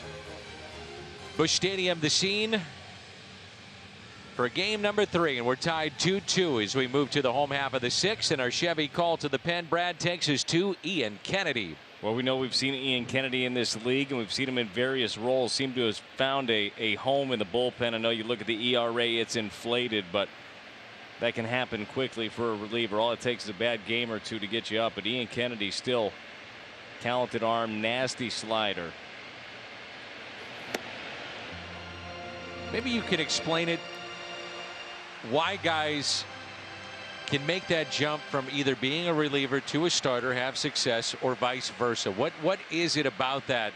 Kennedy's done that. I mean, he's found a home clearly in a bullpen and has become one of the better relievers in baseball. That's hit a mile high into shallow right, and the catch is made for the first out. But why is that? Yeah, I think, well, for a lot of guys, you'll see it that they make the transition from starter to bullpen as those guys that never really found that third pitch. You know, it's where it's, sure, you got to have a starter's arsenal oftentimes. I mean, fastball, slider, curveball, changeup.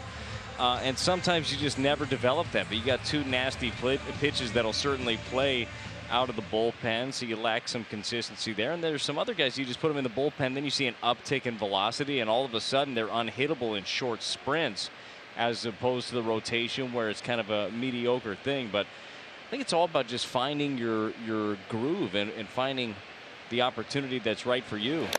And there are other guys too that maybe they kind of get thrust into a role but then they find a home there. A guy that I really think about is sitting out in the bullpen and got the save last night is Trevor Rosenthal. Sure. Rosie was a starter throughout the minor leagues, and that was his thought process every year coming into spring training. He wanted to start. Well, he was great in the pen, and he's carved himself one heck of a living out there. 0-2 the count here on Carpenter. Teams have really tried to elevate the fastball on Matt Carpenter. Win ahead.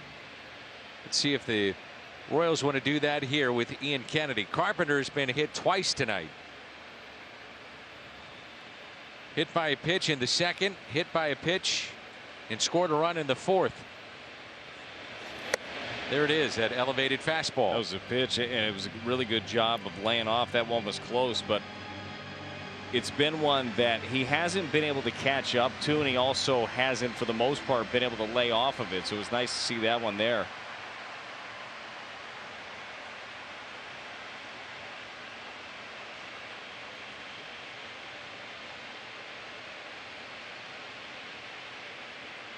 Gonna try it again.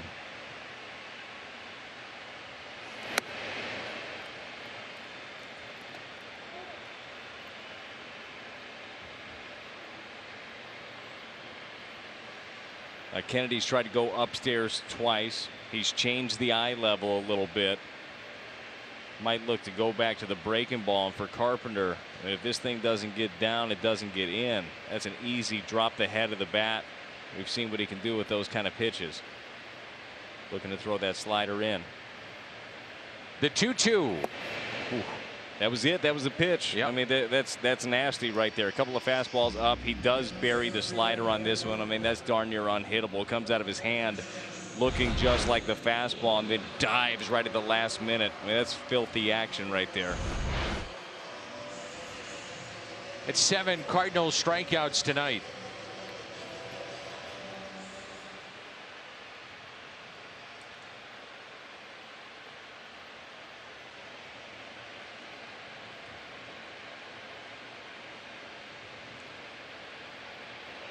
Here's Yadier Molina. The slider just off the plate. How about Dakota Hudson after 6 innings, 83 pitches, and he's retired 10 straight. Do you go one more inning with him, or do you say Cabrera's our next guy? I would think about trying to run him out there again, and if he runs into any trouble, I know I can go to Cabrera. And it's a 2-hit night for Yadier Molina. You know, part of that thought process may be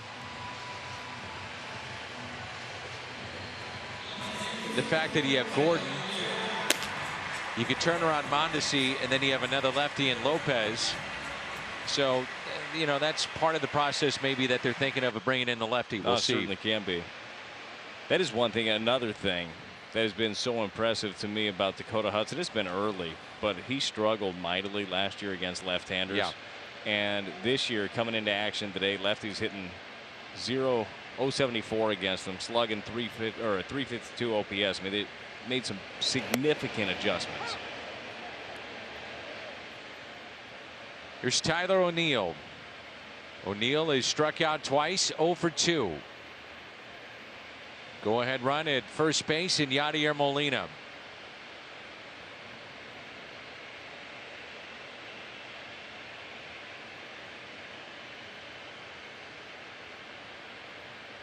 Outfield deep and straight away, and the 0-1 pitch to O'Neill. Base hit into center. So back-to-back hits. And the rookie a chance again to come through, Dylan Carlson. You mentioned it last time. He seems to find himself up in positions with people on. Good to see slider here is just up in the zone. It's away, but O'Neill stays on this thing and drives it right back up the middle. But he has been finding himself in these situations here. Boy, it's like every time he's coming up with somebody on. Happened over the weekend. It's happened again tonight.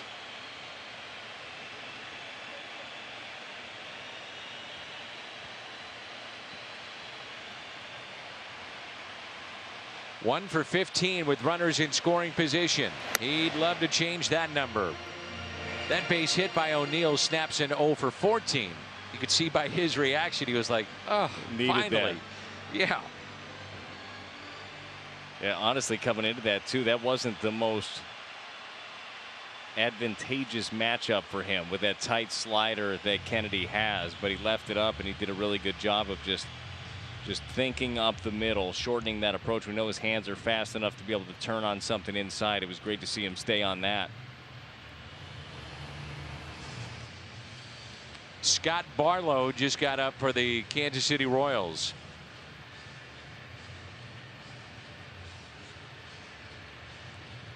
St. Louis Cardinals baseball is brought to you by Ford, the official car and truck of the St. Louis Cardinals, and by the Missouri Lottery. Every ticket you play gives back to schools across Missouri, so play it forward with the Missouri Lottery.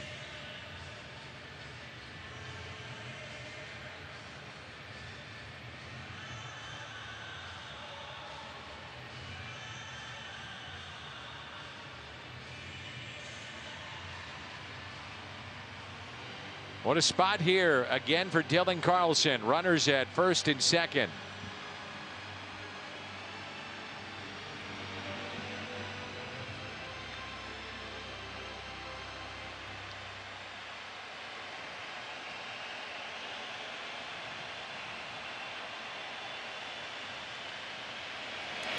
Ooh, good cut.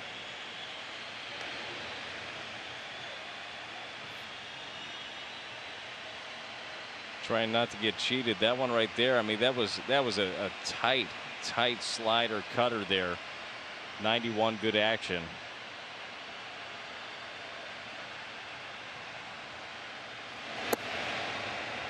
Two and one.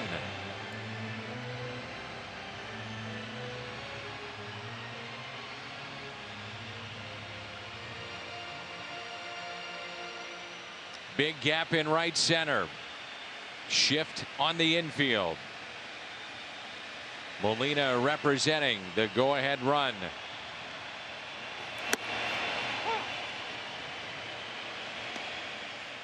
Two and two.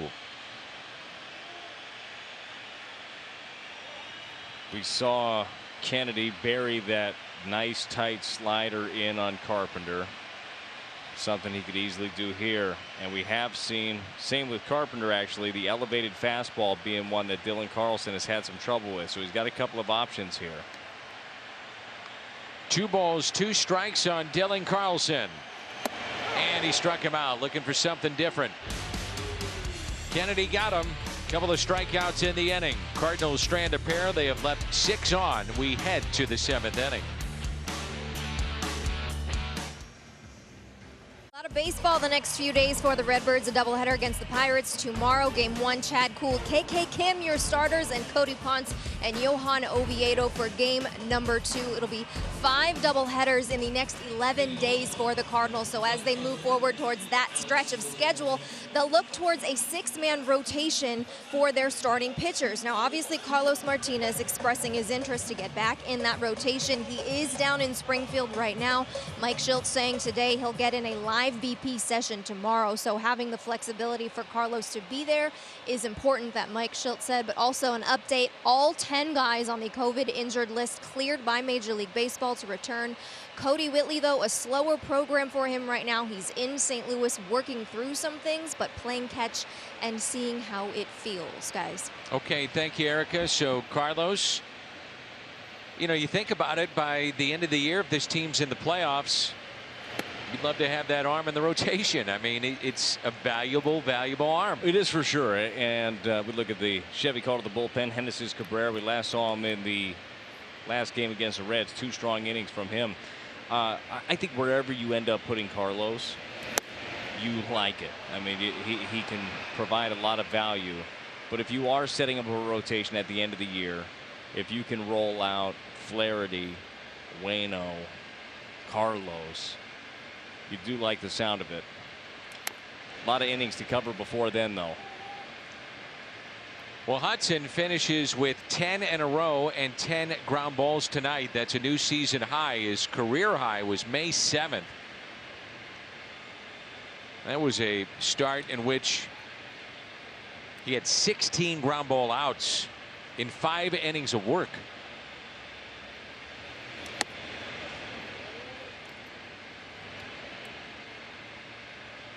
Two and two. Just love to see the way that he locked back in after the first couple of innings. It looked like it might be a short night. In the air, out to shallow right. And Tommy Edman with the catch. So the BJC Healthcare difference maker Dakota Hudson. 6 innings, the 3 hits, couple of runs. Walked 3 and struck out 3. It took a while to get going, but man, he finished with a flourish. I really did. Settled in really well. 83 pitches. A new season high for him after throwing 74 last time out against the Reds. And love to see him work through some stuff early in that game, yet execute big pitches when you need to and then get to your best game. Enjoyed watching that.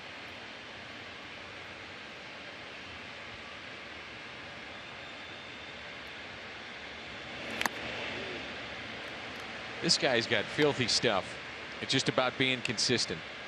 Wow. From the left side, it's like a 3/4 arm slot. He slings it at you. You can only imagine how uncomfortable that is as a lefty, but he's got stuff for the righties also. That slider. He's got the bigger breaking ball. Misspoke earlier. I said, I started doing the math in my head, and I was like, no, that doesn't make any sense. He had 16 ground balls in 5 innings of work, not 16 ground ball outs. That wouldn't have made any sense. I was going to let you go. You were rolling. I was. They were good numbers. Felt good about it. There's a lot of outs, but just didn't all add up. Here's what I've learned. I feel like if you say something with conviction, yeah, you just let it go. Just let it go. Let it rip. Yeah. Catch it on. That's it. Look, you'll learn some things. Keep coming with me. We'll do some stuff. Thanks, buddy. There's a swing and a miss. 96 up in the zone. Strikeout for Genesis Cabrera. Saw a few breaking balls down, and then that comes out of nowhere too. I mean, how quick his body turns around. You're absolutely right. He does hide it well behind him. So all of a sudden at 96, if you don't pick it up, there are some guys that throw 96, 98, 100 miles an hour, but you kind of see it. You see the whole thing. You see it drop out of their glove, and you can see it the whole way. And a little chopper hit towards second. Wong will make the play. Quick work for Genesis Cabrera. Speaking of Cold Wong, he'll lead it off.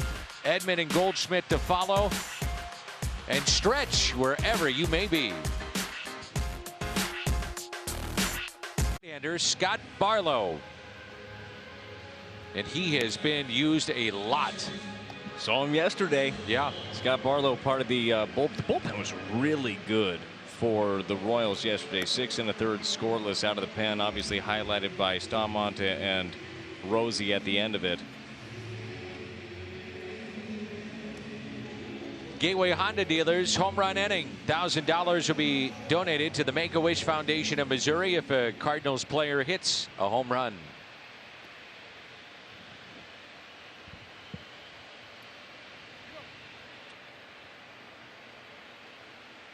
So the Cardinals have Wong, Edman, Goldschmidt, top of their lineup here in the home half of the 7th. We're tied 2-2. Curveball taken down and in. Colton Wong singled to right, walked in, scored, and flied to left. 2-2 our score. Wong to second, Lopez and the out. So this would be a quick turnaround. As got a doubleheader. Erica mentioned all those doubleheaders to get caught up coming up. So if you love baseball, well, away we go. Love it. I feel like these guys too, after the layoff that they had, just that everybody had at the beginning of the season from spring training until we started, and then the 17 days again, they're ready. I mean, they're ready to rock. They're ready to fire. I love the leadership. I love everything that's coming out of that clubhouse, everything that we hear. They just want to play ball. Just want to play. That's it. That's it. It's amazing. and it doesn't matter if it's baseball for you or for whatever it is, but you realize how much you love something when it's gone. Like we just don't have it every single day. I think they realize that. Here's the 0-1. I can tell you in this job how much we missed it For coming sure. to the ballpark. The everyday routine of just being around the game. I told you the other day after you and I did the game together on Sunday afterwards, I'm like, dang, that was fun, man. How much you missed it. It's been a while. Yeah. 0-2. The next two, Tommy Edman. Edman pulls it, foul. Ooh, just foul. Tommy's been staying on some breaking balls a lot Yes. better, too. That RBI double, 2 RBI double that he had in the 3rd inning yesterday against Matt Harvey. That was a curveball. Starting to realize and make adjustments of how guys are going to approach him.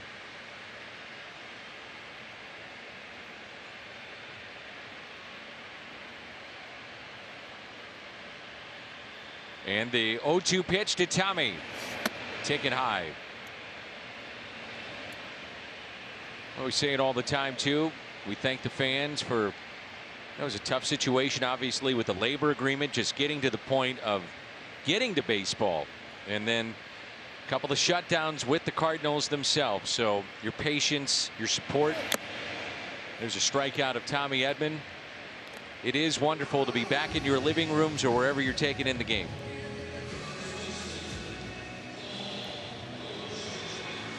The Cardinals proud to partner with Wells Fargo Advisors and thank them for continuing to serve the community through their contributions to Cardinals Care.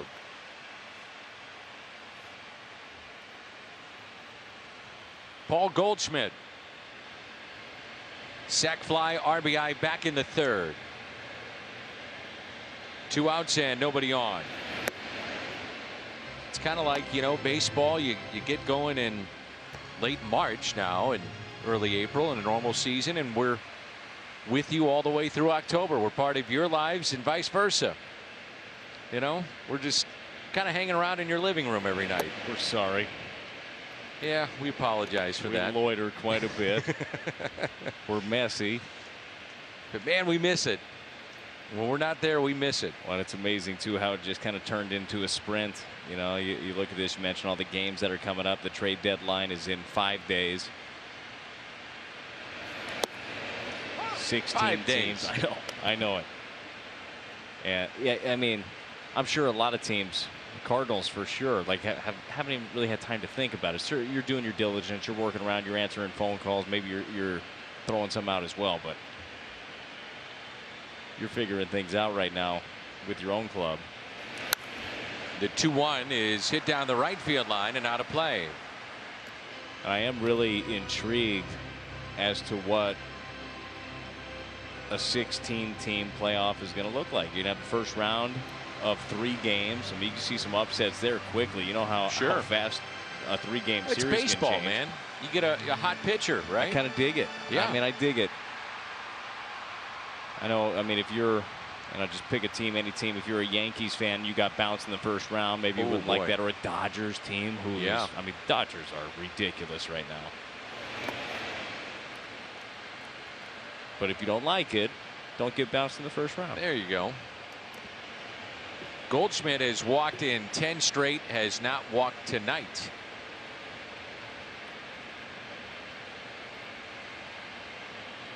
Three straight sliders here to Goldschmidt. Make it 4. 3-2. He hung that one too. Ooh, that's one. You want that one back.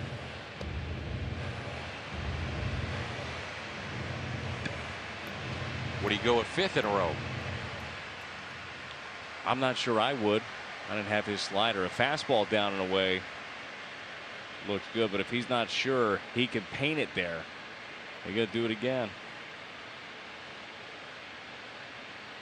3-2. Went with the curveball instead of the slider, staying off speed. The danger of throwing the fastball, he's got a good one. He runs it up there upper 90s, but Goldie, I mean, anything that is middle, top to bottom, or in top to bottom, he's covering it. So if you can't paint it away in a spot in a tie ball game, you might not want to. 3-2 pitch. He's hanging in there, battling.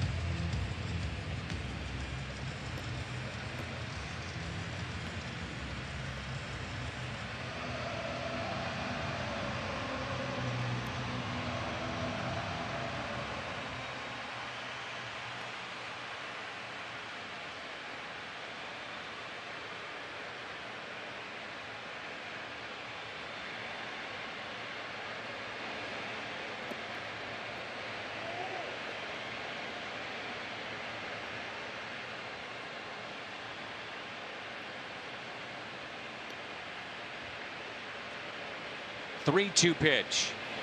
And now he draws a walk. That's 11 straight games. Tremendous at bat there by Goldie. It was a heck of an at bat. He battled off so many tough pitches there. Barlow wasn't going to give in. In that position, he'd much rather walk him competitively, obviously, than give him a cookie.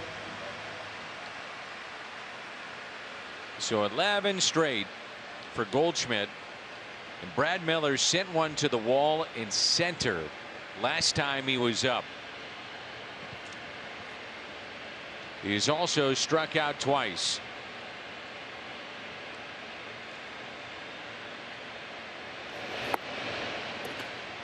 And I thought he was on his front foot. Holland walked off the mound and said, wow, like as if to say, I can't believe it went to the wall. He's got that. We were talking about sneaky power, doesn't he? He does for sure. Really fast hands. And the 0-1 pitch to Miller. Inside, 1 ball, 1 strike.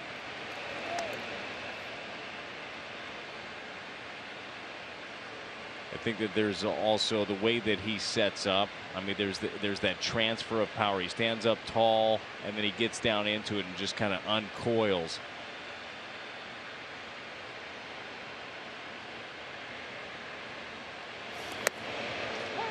1-2.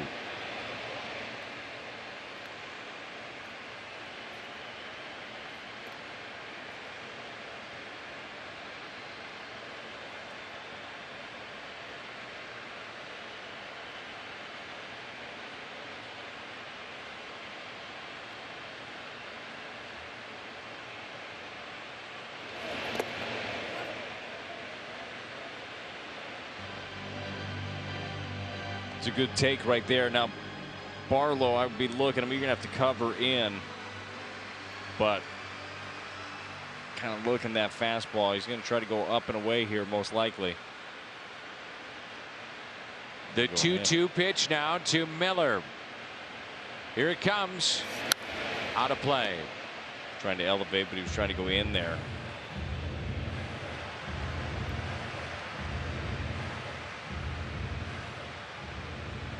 Ryan Sheriff. Remember Ryan Sheriff? Oh, yeah.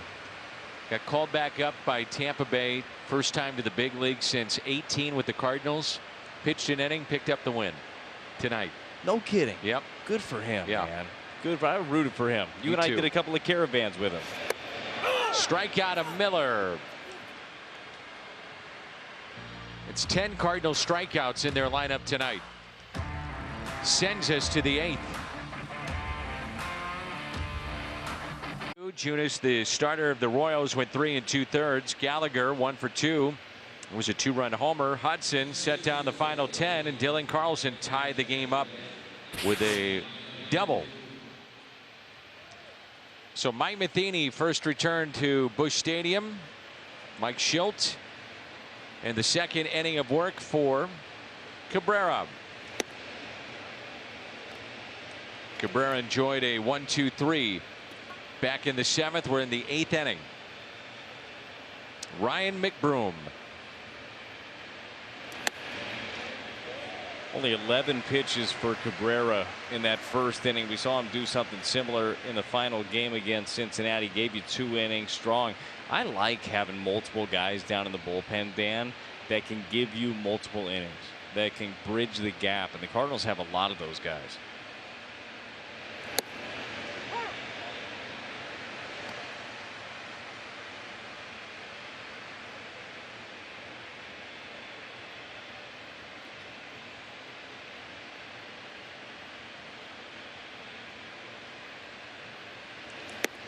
And a fastball taken high.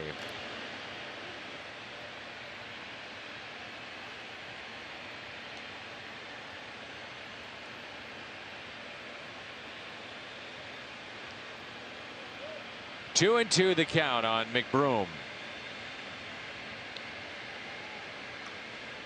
So he's pinch hitting for Cam Gallagher, and then we'll see Merrifield and Dozier. Giovanni Gallegos warming up in the Cardinal pen. And that's well hit into deep left field, and the Royals go on top. A pinch hit home run, McBroom. And with that, it makes it a 3-2 Kansas City lead.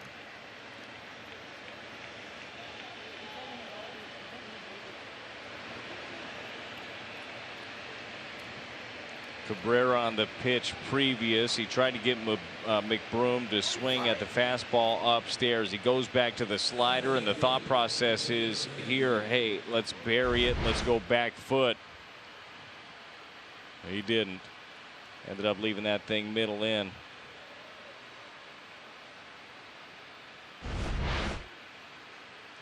Top of the lineup, Whit Merrifield. Pitch off the plate.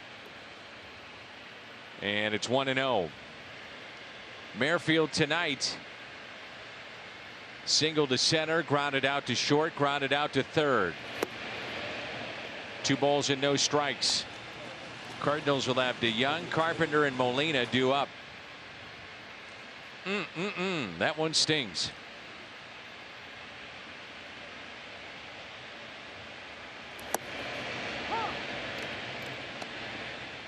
I got to get back to work. Got to manufacture some runs.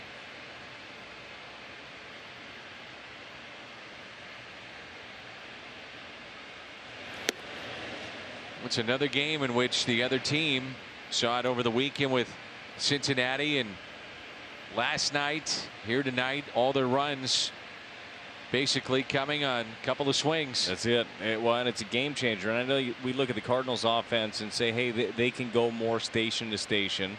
They can manufacture, and they certainly can.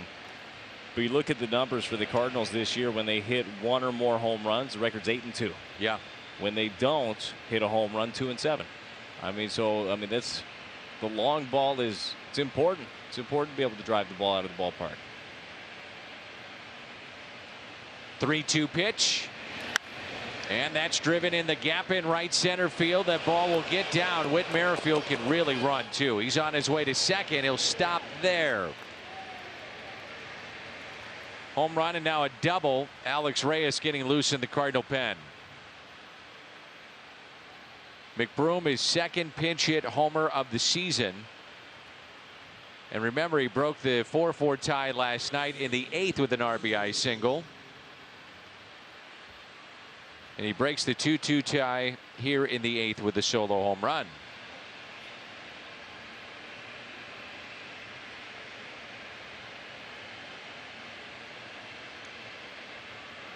Got to be able to keep it here. I mean, you got to be able to lock in right now. I know the last couple of batters haven't gone the way they wanted. Yadi's going to go out there and talk it over with Hennesis.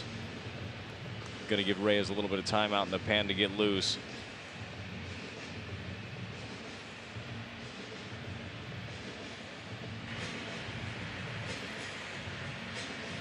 The hats off by Brian Eversgerd. That means he's good to go. The universal signal. Mike Schilt, the slow walk from the dugout to the mound, and that's going to be it for Hennesis Cabrera. So his night is through, and Alex Reyes on his way in. McBroom off the bench, and a home run to start play in the 8th, and the Royals have a 3-2 lead.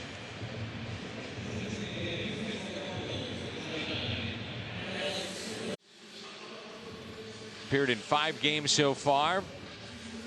Did make a spot start, part of a doubleheader. And it's our Chevy called to the pen. Alex Reyes into the ball game.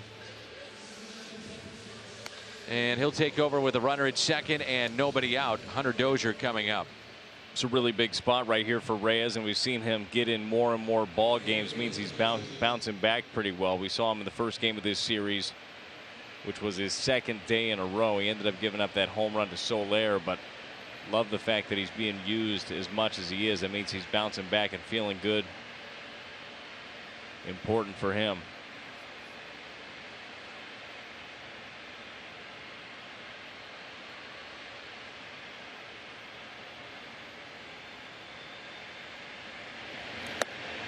And the first pitch is strike.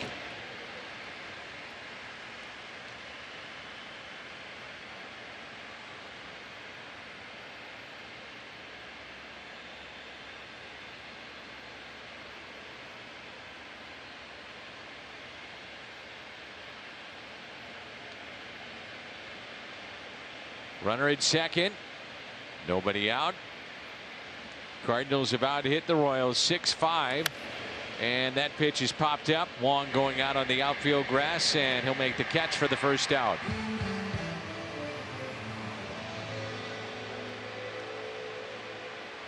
Ended up getting in his kitchen right there. Really nice pitch. Jorge Soler.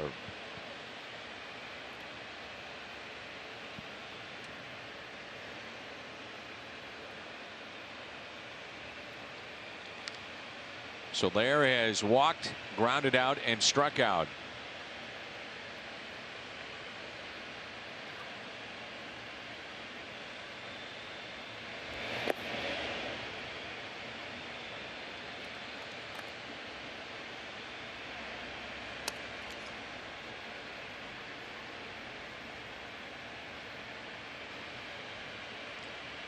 Ryan O'Hearn to follow.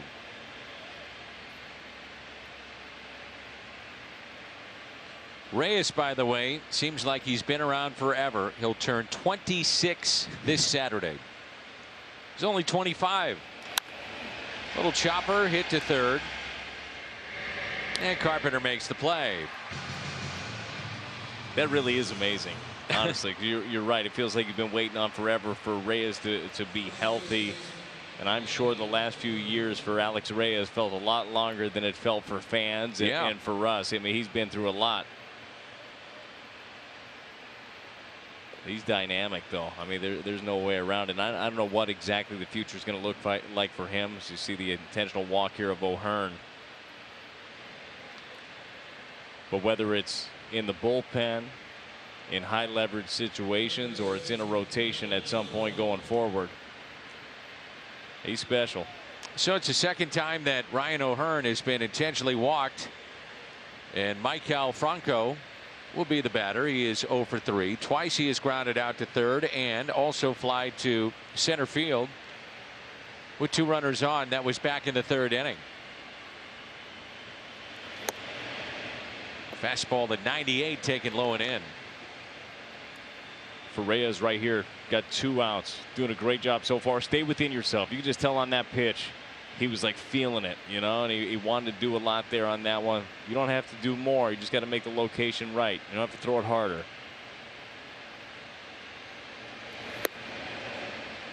Oof, doesn't get that call. It's been there all night too.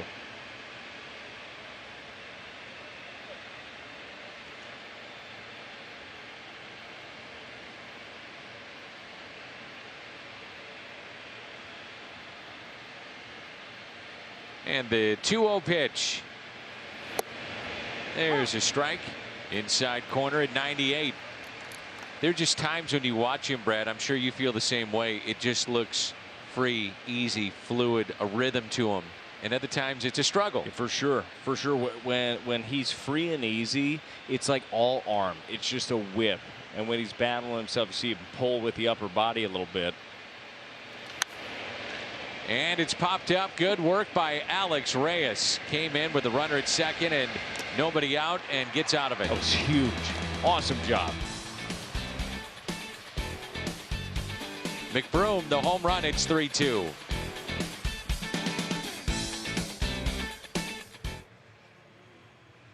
Right, these guys make it to the big leagues, and that's kind of where the coaching stops. It never stops. Talking through, what were you feeling on that pitch? What did you feel on the release? What were you thinking? Here's the adjustments to make. And Mike Maddox, such a positive guy and such a great teacher. I love seeing that. Don't love seeing that though.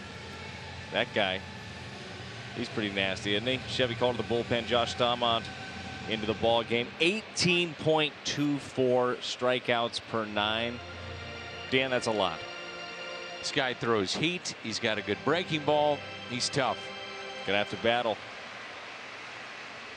So the Cardinals have to come back again late. They're down 3-2 as we move to the home half of the 8th, and this is Paul DeJong.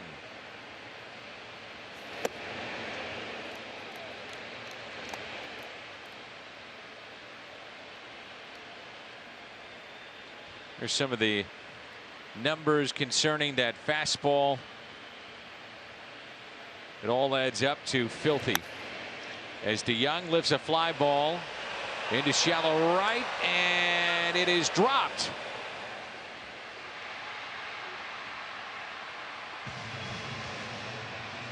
So a leadoff hit for Paul DeJong as Dozier could not come up with it. It's ruled a base hit. Dozier was playing so deep on this one too. We have seen that's been a trend for the Royals, playing super deep, and he has a beat on it. He gets there, just can't corral it, can't hold it.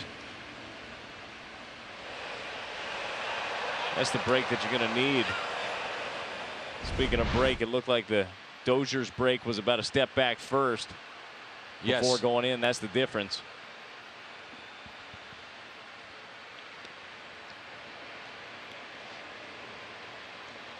Now Matt Carpenter with a shift on the right side.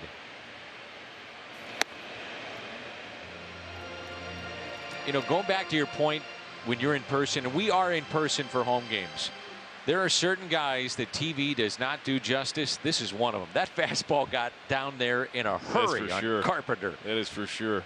Just explodes out of his hands. And the 1-0 pitch to Carpenter.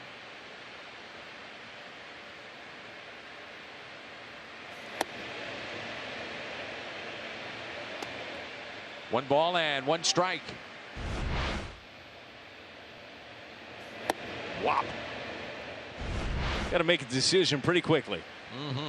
You have to have a spot picked out, and I mean, with guys like this, I mean, this is where scouting reports and all of the data kind of comes into play. Any small advantage that you can try to find, any tendencies you can try to find, really help out when you have less than a second to make a decision. Inside, and it's 2 balls and 1 strike. All it takes is a mistake, though. All it takes is a mistake, and then all of a sudden you got the lead.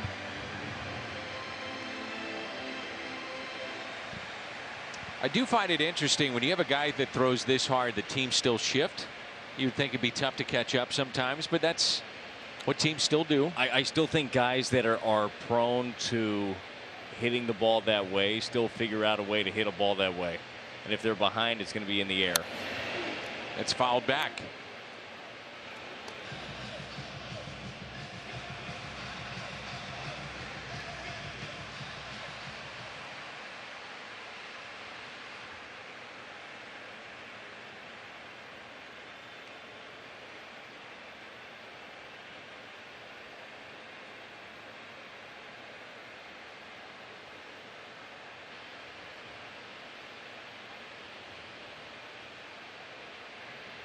Two and 2 the count.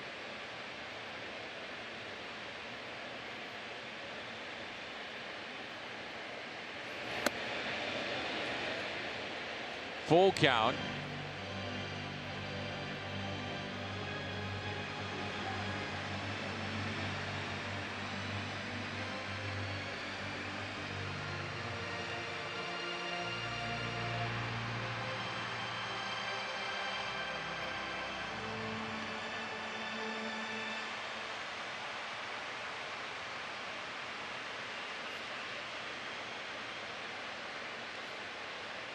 Molina on deck.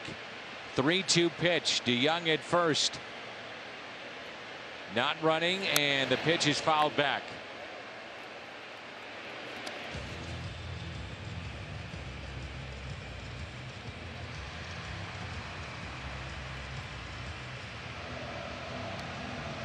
So far, the velocity range for Josh Staumont, 98, 81. We saw 100 last night. He keeps you guessing for sure.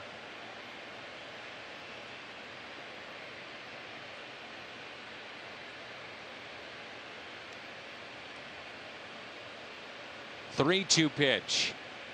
Again to Carpenter. And he walked him. So the Cardinals got a little help. Dozier couldn't come up with the fly ball in right. Carpenter draws the walk, and they got something going here in the bottom of the 8th. Got a pinch runner, Harrison Bader, coming in for Matt Carpenter now. So you got some wheels on. You got the right guy up to bat now with Yadier Molina. Right guy, right spot. Somebody that can turn around 100 pretty easily.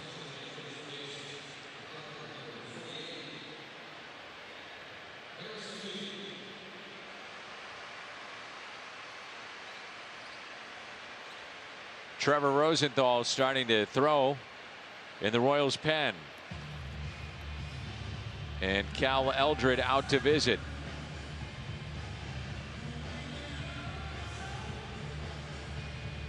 Cardinals baseball is brought to you by Bud Light Seltzer, unquestionably good.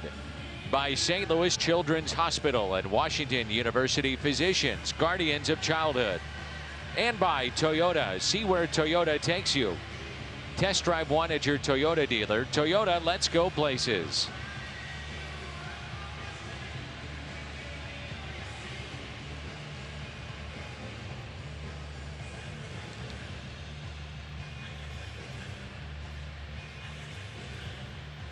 Well, here we go.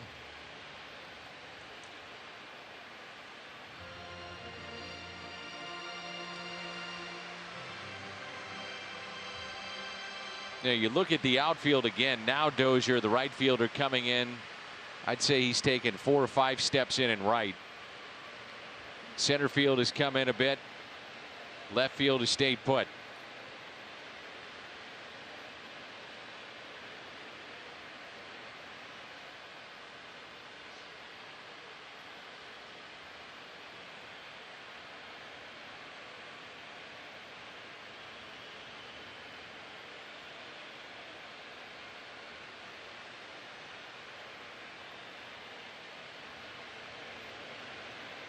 The pitch to Molina.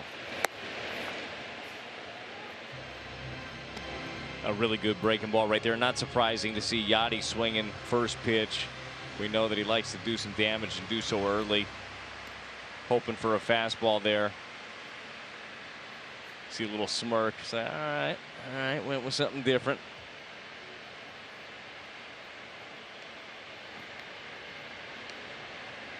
And the 0-1 pitch to Yadier Molina. On its way. Ooh, he was on it and fouled it back.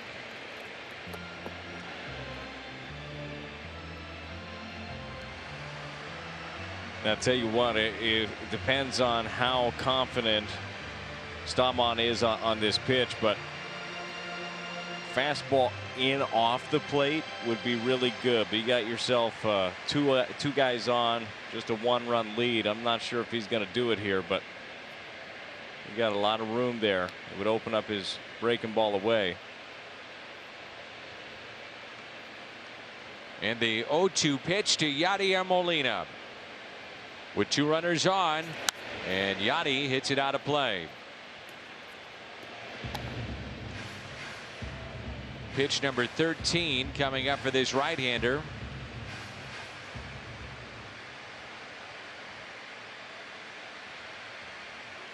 He had 23 pitches last night, and this will be number 13 coming up in this ball game.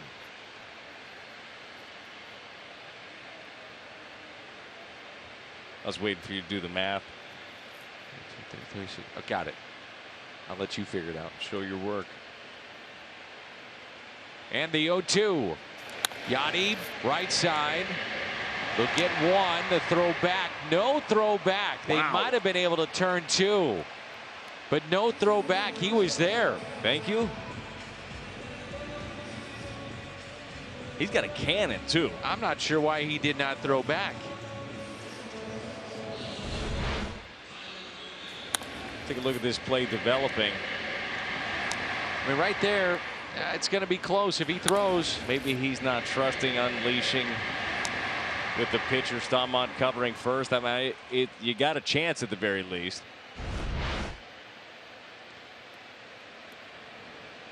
Hey, you'll take it. All right, here we are. Same situation that we talked about before. Runner at third. Less than 2 outs. Got to get it done here.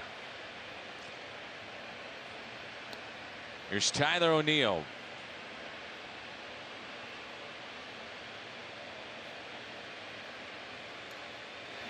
And a breaking pitch and a strike.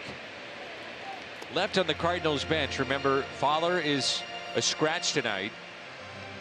Bader has come in and pinch run. Kisner's your backup catcher, so you're not going to use him. So you're down to Schrock. And he goes in to play third. Yeah. So here we go. 0-1 pitch. Another breaking ball. And O'Neill stays away. He singled to center back in the 6th. He has struck out twice and 1 for 3 on the night. Dan, you were rattling off the bench there and, you know, talking about the people that are available. And I kept thinking to myself, this is one of those games that Adam Wainwright is probably doing the stretch right by Schulte. Maybe so. Just so you know. Yeah. I'm good. Here's a 1-1 pitch to O'Neill. Now the other move is the fact that you've got Tommy Edman playing the outfield, so he comes in and plays third. Bader goes into the outfield. Could put Carlson in right. So there's ways to maneuver this.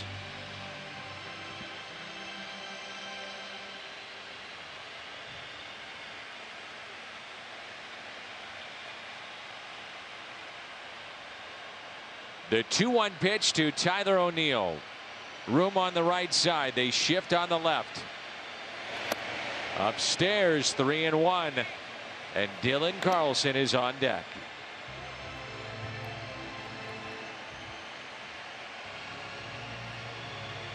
Staumont not nearly as sharp as we saw him last night. Cardinals making him work for everything here.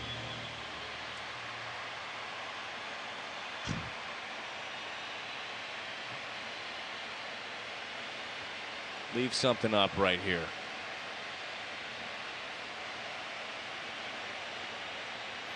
He walked him, and the bases are loaded for Dylan Carlson. They're all loaded up for the rookie. And Mike Matheny, the slow stroll towards the mound, and he'll go to his pen. Trevor Rosenthal, the former Cardinal, picked up the save last night. He'll be asked to get the final 5 outs and get a series win maybe for Kansas City. This is where it gets fun. Bases loaded when we come back. 7 for 7 in save opportunities. Cardinals made him work for it last night. By the way, you think Mike Matheny wants these games? I know. I can't tell by the way he's rolling out his bullpen like it was last night. Yeah, of course he does. And these are his go-to guys, specifically in games that they've got the lead. They've got a good little blueprint here. But tough work right here for Trevor Rosenthal, and a great opportunity for Dylan Carlson. 5th time, Dan, that he has been up with the bases loaded. Yeah. So they're all loaded up for the rookie. Can he come through? Infield is drawn in. And the first pitch is strike. So you have DeYoung at third. Really the second runner is what you think about in this spot, and that's Molina. You know, can a base hit bring him in? He's at second base. O'Neill at first. And there's only one down. The 0-1. Now 0-2. Carlson was back in the 4th inning. Picked up a double and an RBI that scored Matt Carpenter after he was hit by a pitch. And Dylan finds himself in the hole. Remember, he saw that really good changeup last night from Trevor Rosenthal. It's a good spot for it right here, too. I mean, I know when you got 97, he hasn't looked like he's going to catch up to it. You could do him a favor, but if he buries it here, and if Villarreal trusts it, and he got him. Didn't mess around, did he? 97. So the strikeout of Dylan Carlson and the woes of trying to get a runner in from third and less than 2 outs continue for the Cardinals in this games 2 and 3. Just goes fastball, fastball, fastball, up in the zone. That's about impossible to catch up with. So the Cardinals need a 2-out hit here in the bottom of the 8th from Colton Wong.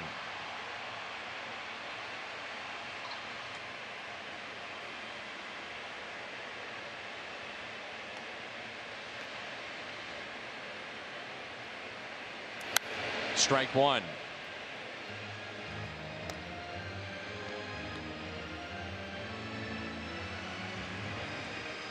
Wong has singled to right, walked and scored, flied to left, and grounded out. Time for a little of that 2-out magic. 0-2, and Rosenthal isn't messing around. That's 98. Yeah, he's just coming at him. I mean, it's been heater, heater, heater.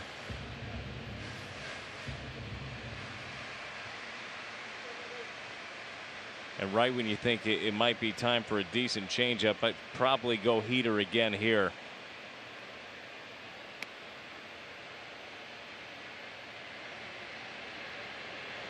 And he struck him out. How about Trevor Rosenthal? He comes in back-to-back strikeouts with the bases loaded and 1 out. Shuts the door here in the 8th. Home run off the bench. Our Bud Light Seltzer play of the game. That was in the top of the 8th, and then Mike Matheny, with the bases loaded 1 out, went with Trevor Rosenthal facing Carlson and Wong. 2 strikeouts, 6 pitches, all 6 pitches 95 miles per hour or above, and all strikes. Wow, that was impressive. Yeah, it was. Rosie came in just thinking, hey, if I'm going to get beat, it's going to be with my best, and he's got one of the best fastballs around. Whew. Second inning of work for Alex Reyes, which has been a bright spot for the Cardinals in this game. He came in 8th inning, runner at second and nobody out, and had a 1-2-3 and kept it a 1-run ball game. He's got Alex Gordon here.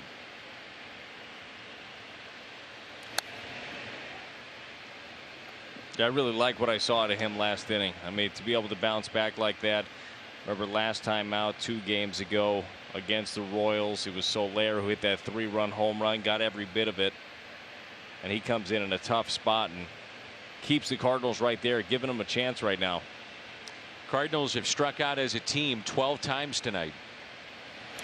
Curveball, and he struck him out. St. Louis will have Edman, Goldschmidt, and Miller due up, so they've got 2, 3, and 4 coming up. Looking ahead to the bottom of the 9th. Well, that's where you want to be. I mean, that's part of the lineup you feel like will get it done.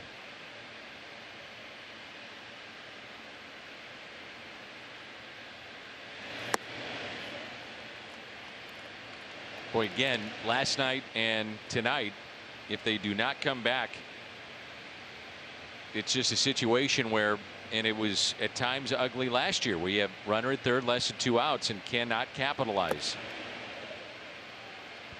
That's the frustrating aspect sometimes of the game of baseball. It is for sure. And then sometimes, you know, you're scoring at will. The floodgates come open and everything seems to be going for you. But I mean, and not to put too much emphasis on a game right here. Still plenty of baseball left, but this just felt like coming into one you needed to win, you know.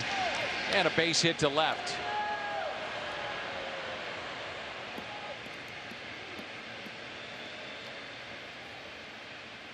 Cardinals have left 9 runners on in this series from the 8th inning on. 9. Wow. So get plenty of opportunities. Just haven't been able to cash these things in. That luck's got to change, right? Going to be difficult, though, the way that Rosie's throwing the ball. Here's Nicky Lopez with one out and a runner at first.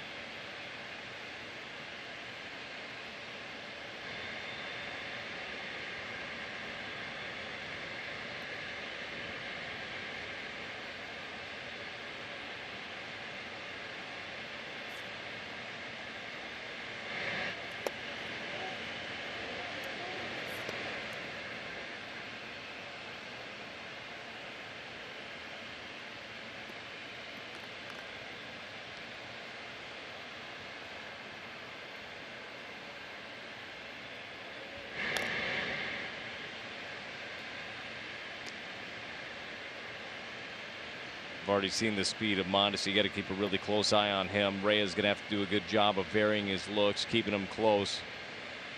If he does go, give Yachty a chance. Tigers bang out 18 hits tonight. They defeat the Cubs 7-6 in their ball game.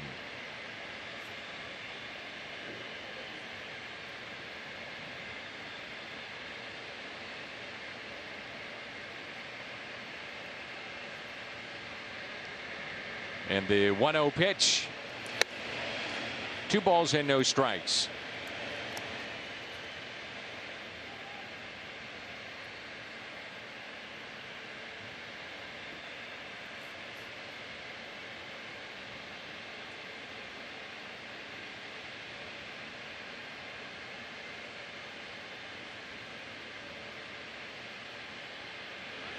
Runner goes. Molina from his knees, and that'll scoot on through.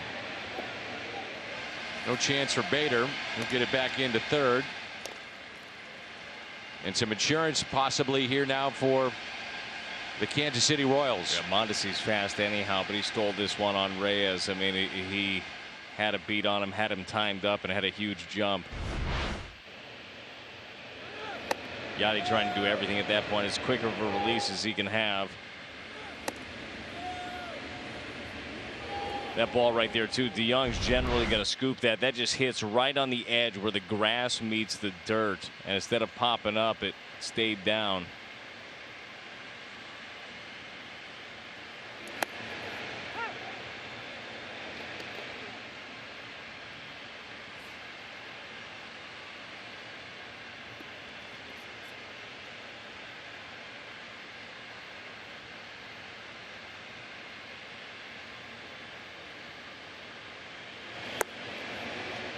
And that'll be a 1-out walk, so runners at the corners.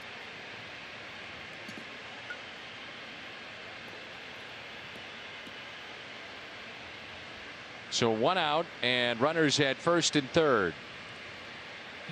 Mike Maddox out to visit.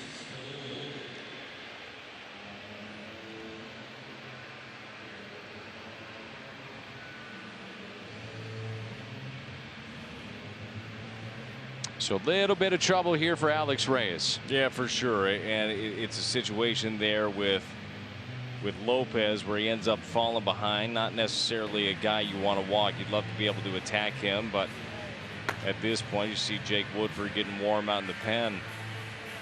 You're that ground ball away. You know, get yourself a quick ground ball here off the bat of Villarreal and get back in there, get to work with 2, 3, 4 in the lineup coming up. It's time to bear down right here. I mean, Reyes been finding himself in a more integral part of this bullpen in big spots.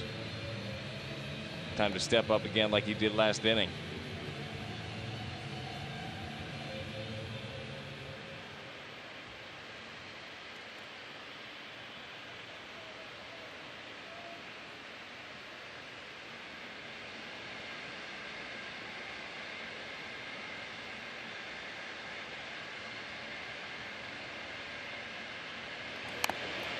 Squeeze is on, or at least a safety.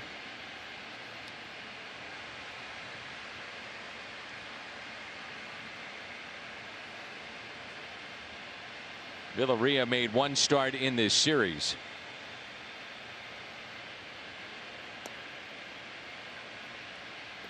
Might have been a missed sign down there at third.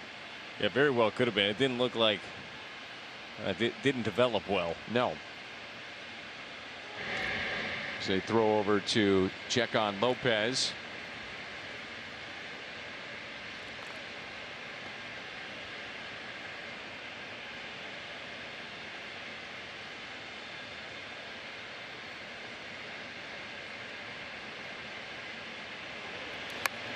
bunting. It's in the air and caught by Reyes. Excellent.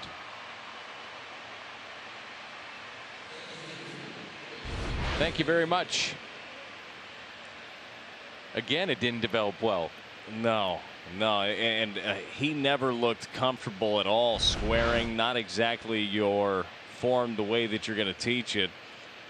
So you get yourself a little bit of a gift there. Make it cash in. This is a tough guy you're facing in Whit Merrifield. It's time to bear down.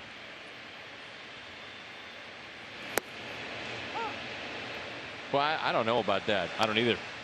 I mean, got to put the ball in play, and you got yourself a chance.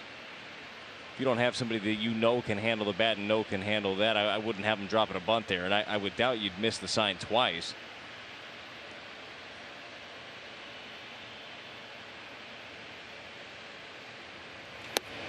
He's kind of overthinking it a little bit. Just off the plate.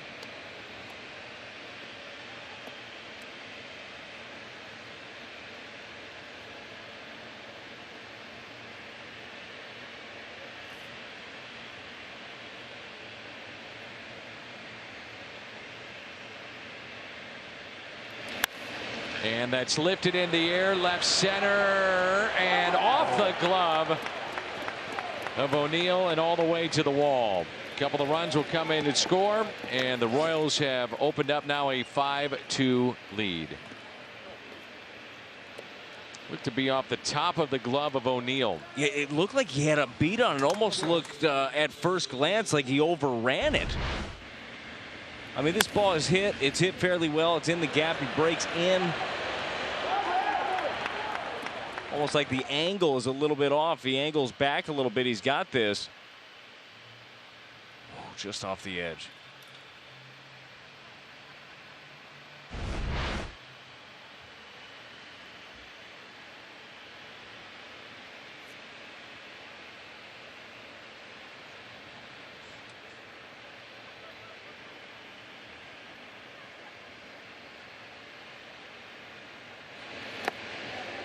Gets away from Yachty in this game, getting away from the Cardinals. That can't happen. I mean, this is a cross up. First of all, I mean, you just can't have free bases going. You certainly can't get to a point where you're crossing up each other and get somebody hurt.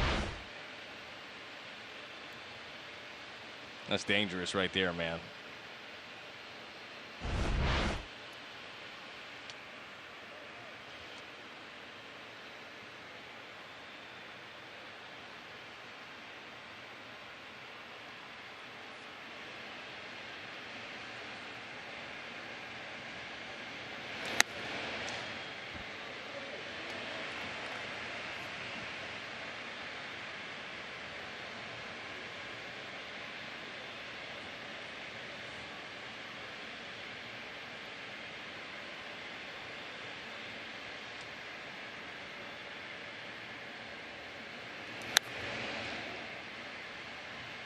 One and two.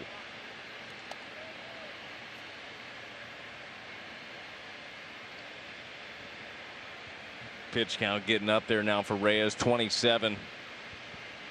Got to finish him off here. And the next by Reyes is ruled a double. The ball that went off the glove of Tyler O'Neill.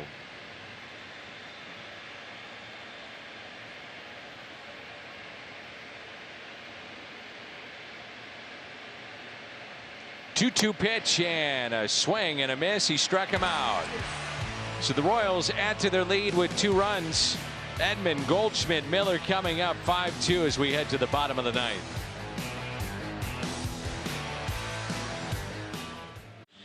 Six strikes.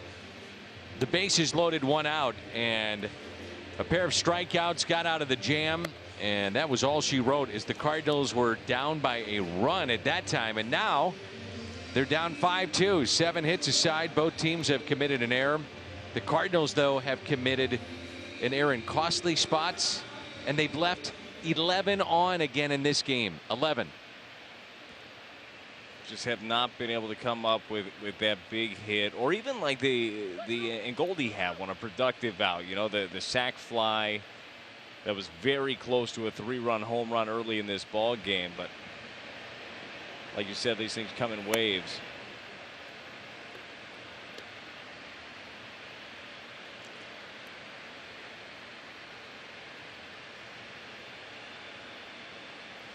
So here is Tommy Edman with the Cardinals trailing 5-2. And Edman looks at a strike, 1-1 strike. Tommy struck out, single to right, stole the base, grounded out to second, and also struck out. And the 1-1 way inside. And it was old-fashioned hardball too, man. I mean, he came in pumping strikes. The thing with Rosie is, you know, he's got the changeup, so you're thinking about that. And then he just pumps this at you over and over and over again.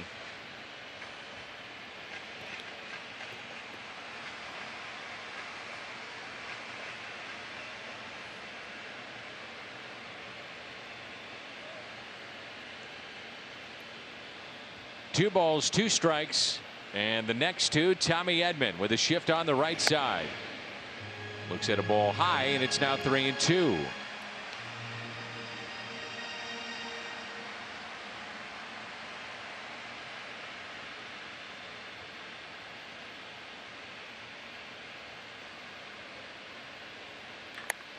And that's yanked foul.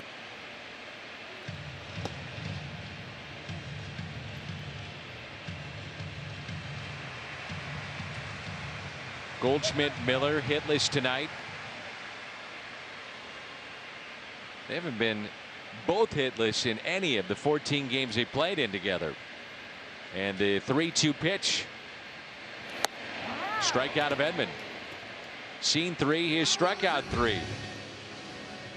Well, that's nasty on the inside corner. Good luck with that. So, I mean, seriously, what are you going to do? You can battle, you can fight, but there is not much you're going to be able to do with this. Tommy Edman stands fairly close to the plate anyhow. That's going to be a difficult pitch for him to get to even fight off. Rosie's locked in at this point.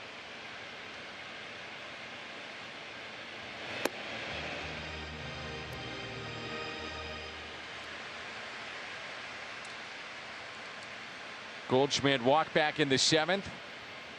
11 straight games of the walk for Paul Goldschmidt. 1-1 strike. On the air tomorrow at 1:30. Kwang Hung Kim in game 1 of that doubleheader. And the Pirates will be here.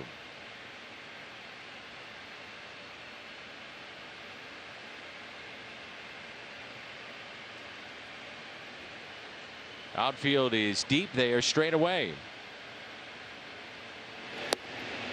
1-2 the count. So he goes good old-fashioned hardball in the jam, and now all of a sudden he's just pitching. He's dropping stuff in. Here comes that hardball. Down and away.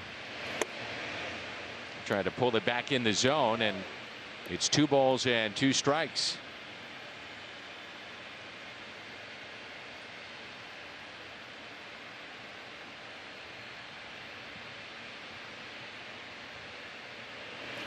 Fouled back.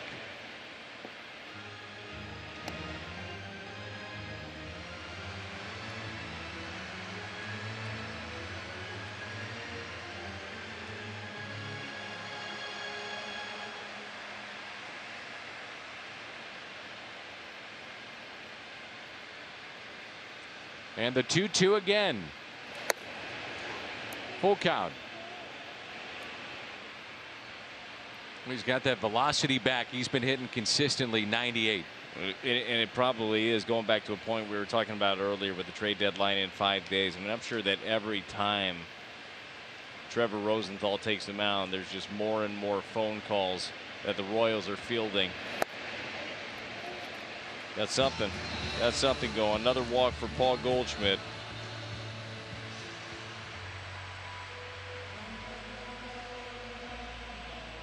So the 1-out walk, and it brings in Brad Miller.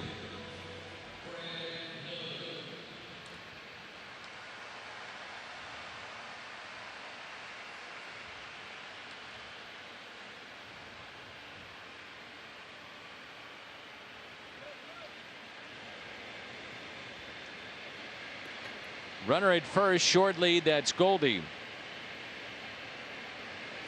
And Miller hits a fly ball out to deep right. That ball will get down, and that'll be a ground rule double.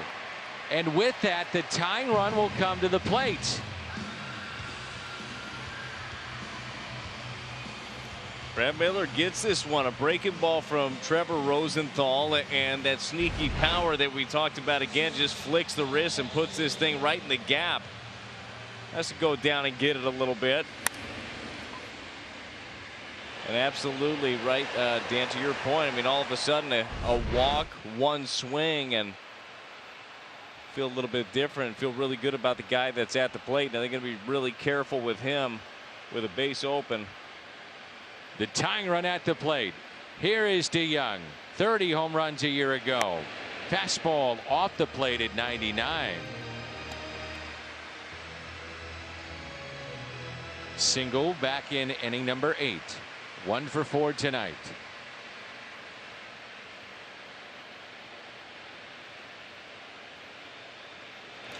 And that's out of play. Mike Matheny talked about Trevor Rosenthal last night after the game, and he said, hey, he'll top step you every once in a while, but he gets the job done. And top step you meaning obviously you think it's getting close. It was the Harrison Bader triple last night, and he ended up bearing down and getting it done. Only so many times you can play with fire, though. The 1-1. Ooh, tied him up. 1 ball and 2 strikes.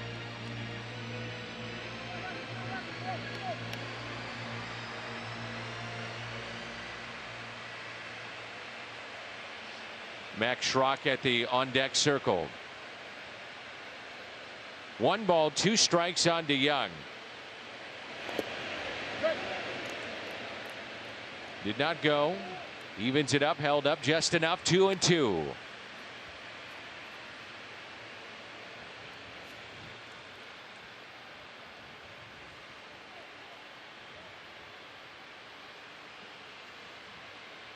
It's gotten interesting here late.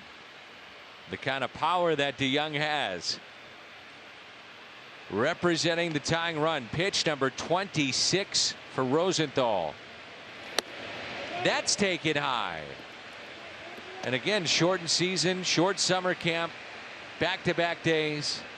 You just never know. That's it. That's it. You got to fight. You got to battle. You got to figure out a way to get it done. I know the Cardinals, and you had the number earlier. A lot of guys left on base, Dan, at this point, but none of it matters if you get stuff done here. And he walked him, and the bases are loaded.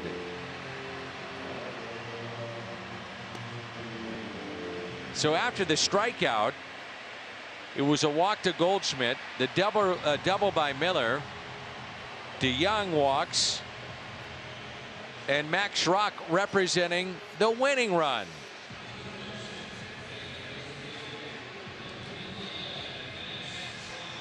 Schrock had a home run at Wrigley Field, his only big league homer. And now Mike Matheny out to visit with Rosenthal.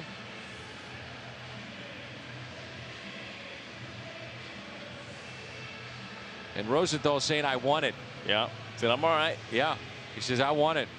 Hey, Dan, do you know too many pitchers that won't lie directly to a manager's face? Not many. Not if they want to stay in the big leagues. That's about right.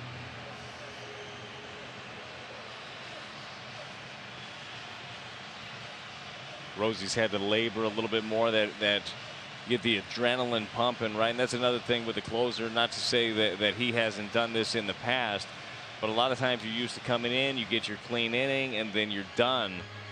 Sometimes it changes. You come into that big spot, you get a couple of outs, then you go sit down, then you come back in. You lose a little bit of that. Yeah. Bases loaded. And ball 1, little low.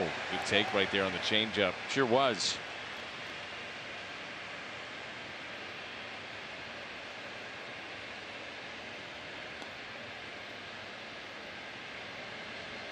Molina on deck. 98. Blew it by him. 1 ball, 1 strike. I don't mind the hack, though.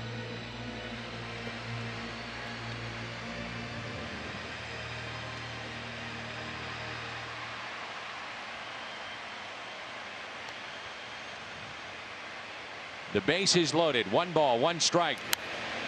And again, a good hack by Max Schrock in the hole. 1-2.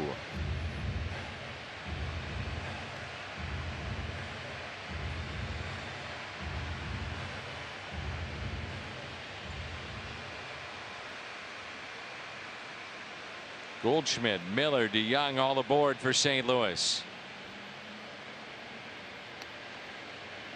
1 ball, 2 strikes.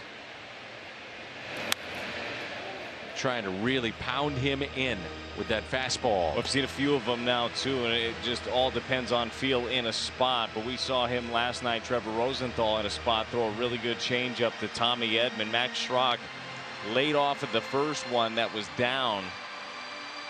If Rosenthal tries to go with that one here, it could be a dangerous pitch. He could leave up and Schrock could snap hook it. Fouled back again. That was it. That was a pitch.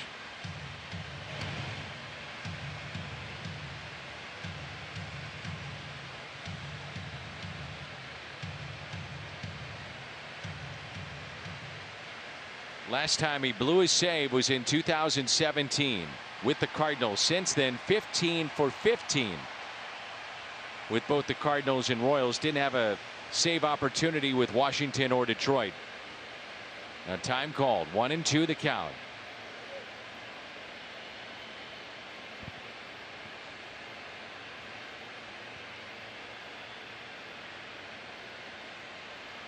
This game got pretty fun, didn't it? It did. Pretty quickly.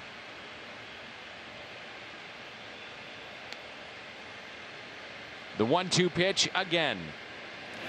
Fouled back again. What a battle here. Max Schrock's got some quick hands. Like he is just able to get to these things and fight.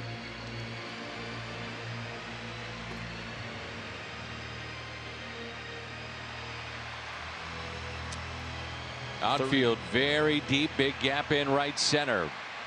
33 pitches right now for Trevor Rosenthal. Got to be on fumes, yeah, huh? For sure he is.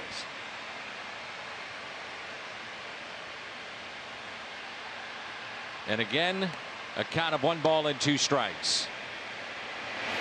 Swing and a miss. He got him. Good battle there with Schrock. And 2 old buddies will square off here in Rosenthal and Molina.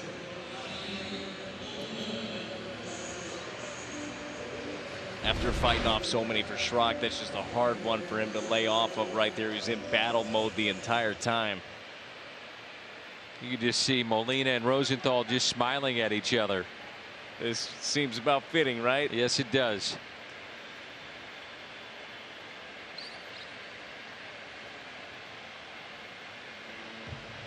And Mike Matheny is going to go to his bullpen here.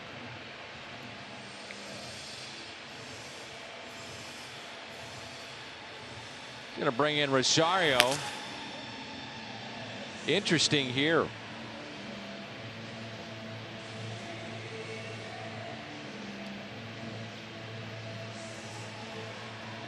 He must have been seeing what we were talking about, maybe on fumes here. I don't know about this. And also Rosenthal facing Yachty. Yeah. You know, that maybe plays into it too. Interesting. 5-2 our score. Lefty here to face Molina, and a little smile for Trevor Rosenthal. Those two know each other so well. Yachty gave the "you know you're scared."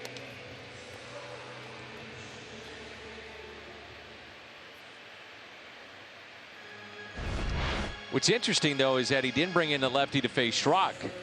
Yeah, I mean, maybe it's the 33 pitches. My thing is, if you're going to let him battle it out with Schrock like that, and it was a heck of an at-bat, a really good battle that Rosie ended up winning, you almost feel like you just kind of let him. This is his game. Yeah. But then again, so many pitches, back-to-back nights. Yeah. You know. Here's Yadier Molina with 2 outs, bases loaded. And the first pitch is strike.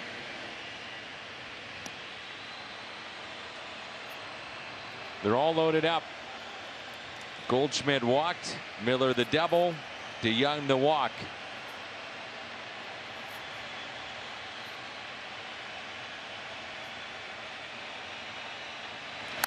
0-2 the count.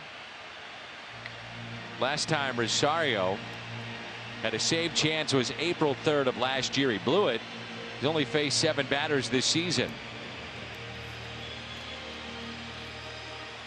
Jim Hayes had an interview, by the way, with Trevor Rosenthal, and he said, only guy I'm not looking forward to seeing, if I had to face him, Yadier Molina. You can't say that before you're going to face him in a spot. Your manager's going to get you out of there. Here's the 0-2 pitch. And it's hit out of play.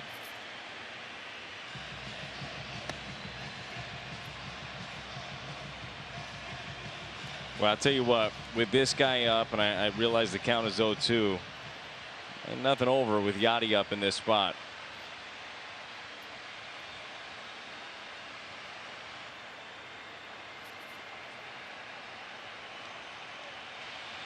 Trying to extend the ball game to Tyler O'Neill. And the 0-2 pitch spoiled again by Molina.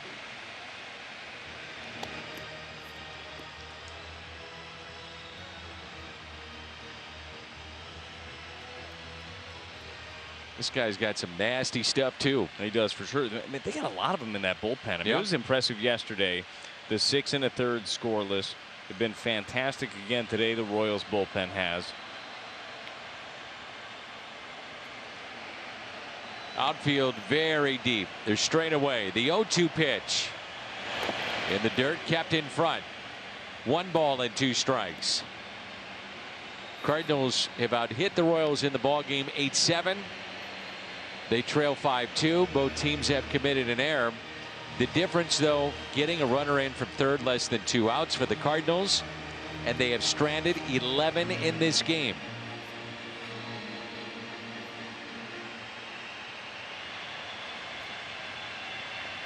Cardinals to this point, to your point, 1 for 13 with runners in scoring position tonight. The 1-2. And Yachty is hit by the pitch. That'll score a run. And now a base hit could tie it. And you know Tyler O'Neill would love to atone for that play in left. Oh, yes. I mean, this is perfect. This is setting up real nice. So Goldschmidt scores. And here's Tyler O'Neill, who singled back in the 6th. He has walked and also struck out twice. Cuts a lead to 5-3. Miller, the runner, at third. DeYoung representing the tying run at second. And Molina, your runner, at first base. Isn't this something?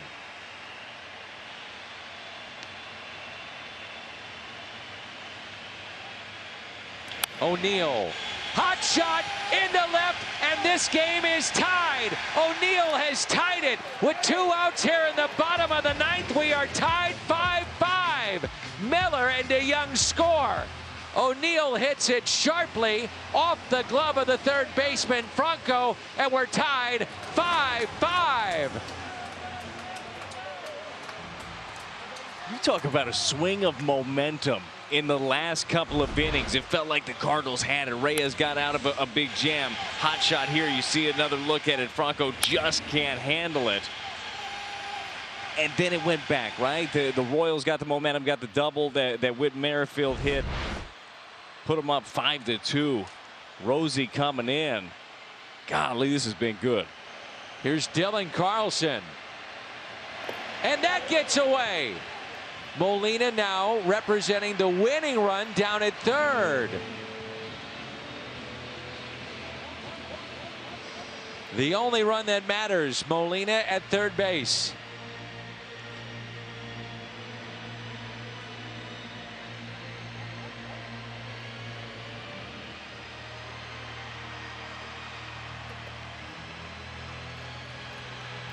And again, runners on base in scoring position for the rookie. It's happened time and again. Dylan Carlson, the 1-0. Tapped foul. 1 ball, 1 strike.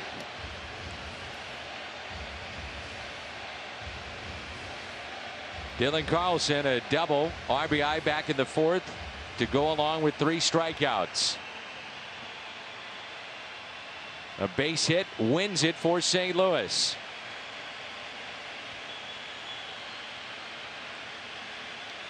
One ball, 1 strike. The next to the switch hitter. That's in the dirt.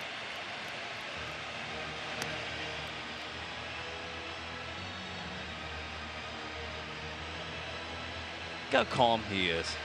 Like, that's one thing you just really notice with Dylan Carlson, is how present he is able to be.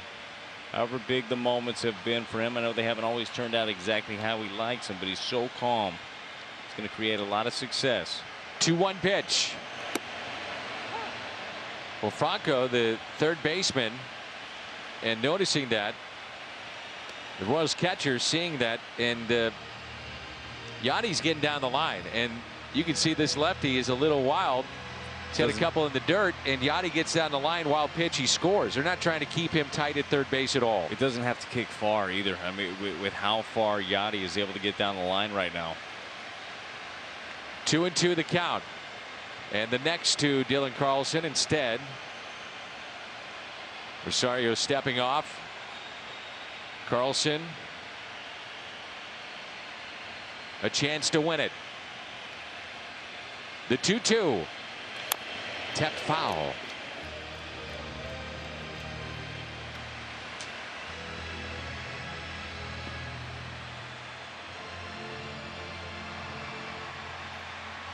Inning started with a strikeout of Edman. Walk to Goldschmidt. Miller double. Walk to DeYoung. A strikeout. Molina hit by the pitch. O'Neill was able to bring in 2, and now the rookie a chance to win it. The 2-2 inside, and that's the pitch right there, kept in front. It is for sure that slider that he's trying to bury. You know, he's got to make sure he gets that thing down. If he hangs one up, Dylan can hit it, but if that thing kicks away, that's your ball game. You got to have some big time faith in your catcher. Throw that pitch. Colton Wong is on deck.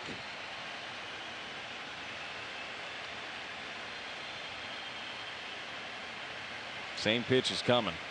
And the 3-2 pitch to Dylan Carlson. He walked him, and the bases are loaded. This is all on Rosario. Nobody throwing in the Kansas City pen. Colton Wong has been on base twice.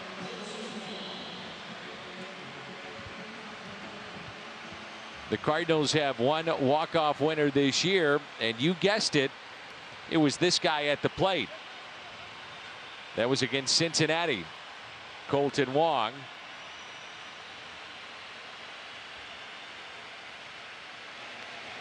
He provided the heroics. Can he do it again? First pitch and ball 1.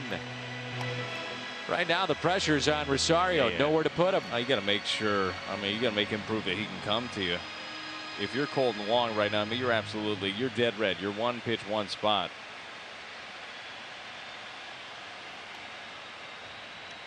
And the 1-0 pitch. 2-0, way outside. Colton Wong hitting lefties better than the righties. 273 the average, 234 against the righties. 2 balls, no strikes. It's a change we saw last year. Colton hanging in so well against those lefties, especially against sliders like this one. And the 2-0 pitch. 3-0. Take 1, maybe 2. Yeah, absolutely, you're taking 1. Has to throw a strike here. If not, the ball game is over. The bases are loaded here in the bottom of the 9th. And a 3-0 pitch to Colton Wong. Does he take again?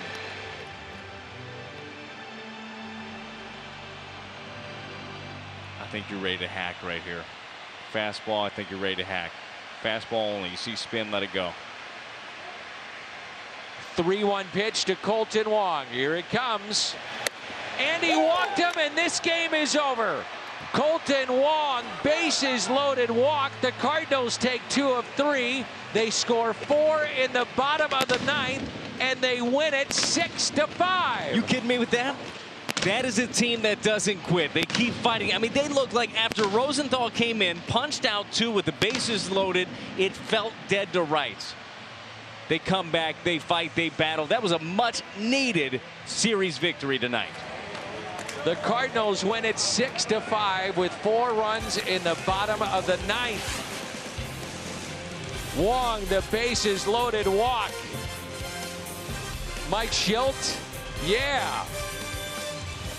Turn the page, quick turnaround. Pittsburgh in town tomorrow. It's a doubleheader. We're on the air at 1:30. Post-game show next.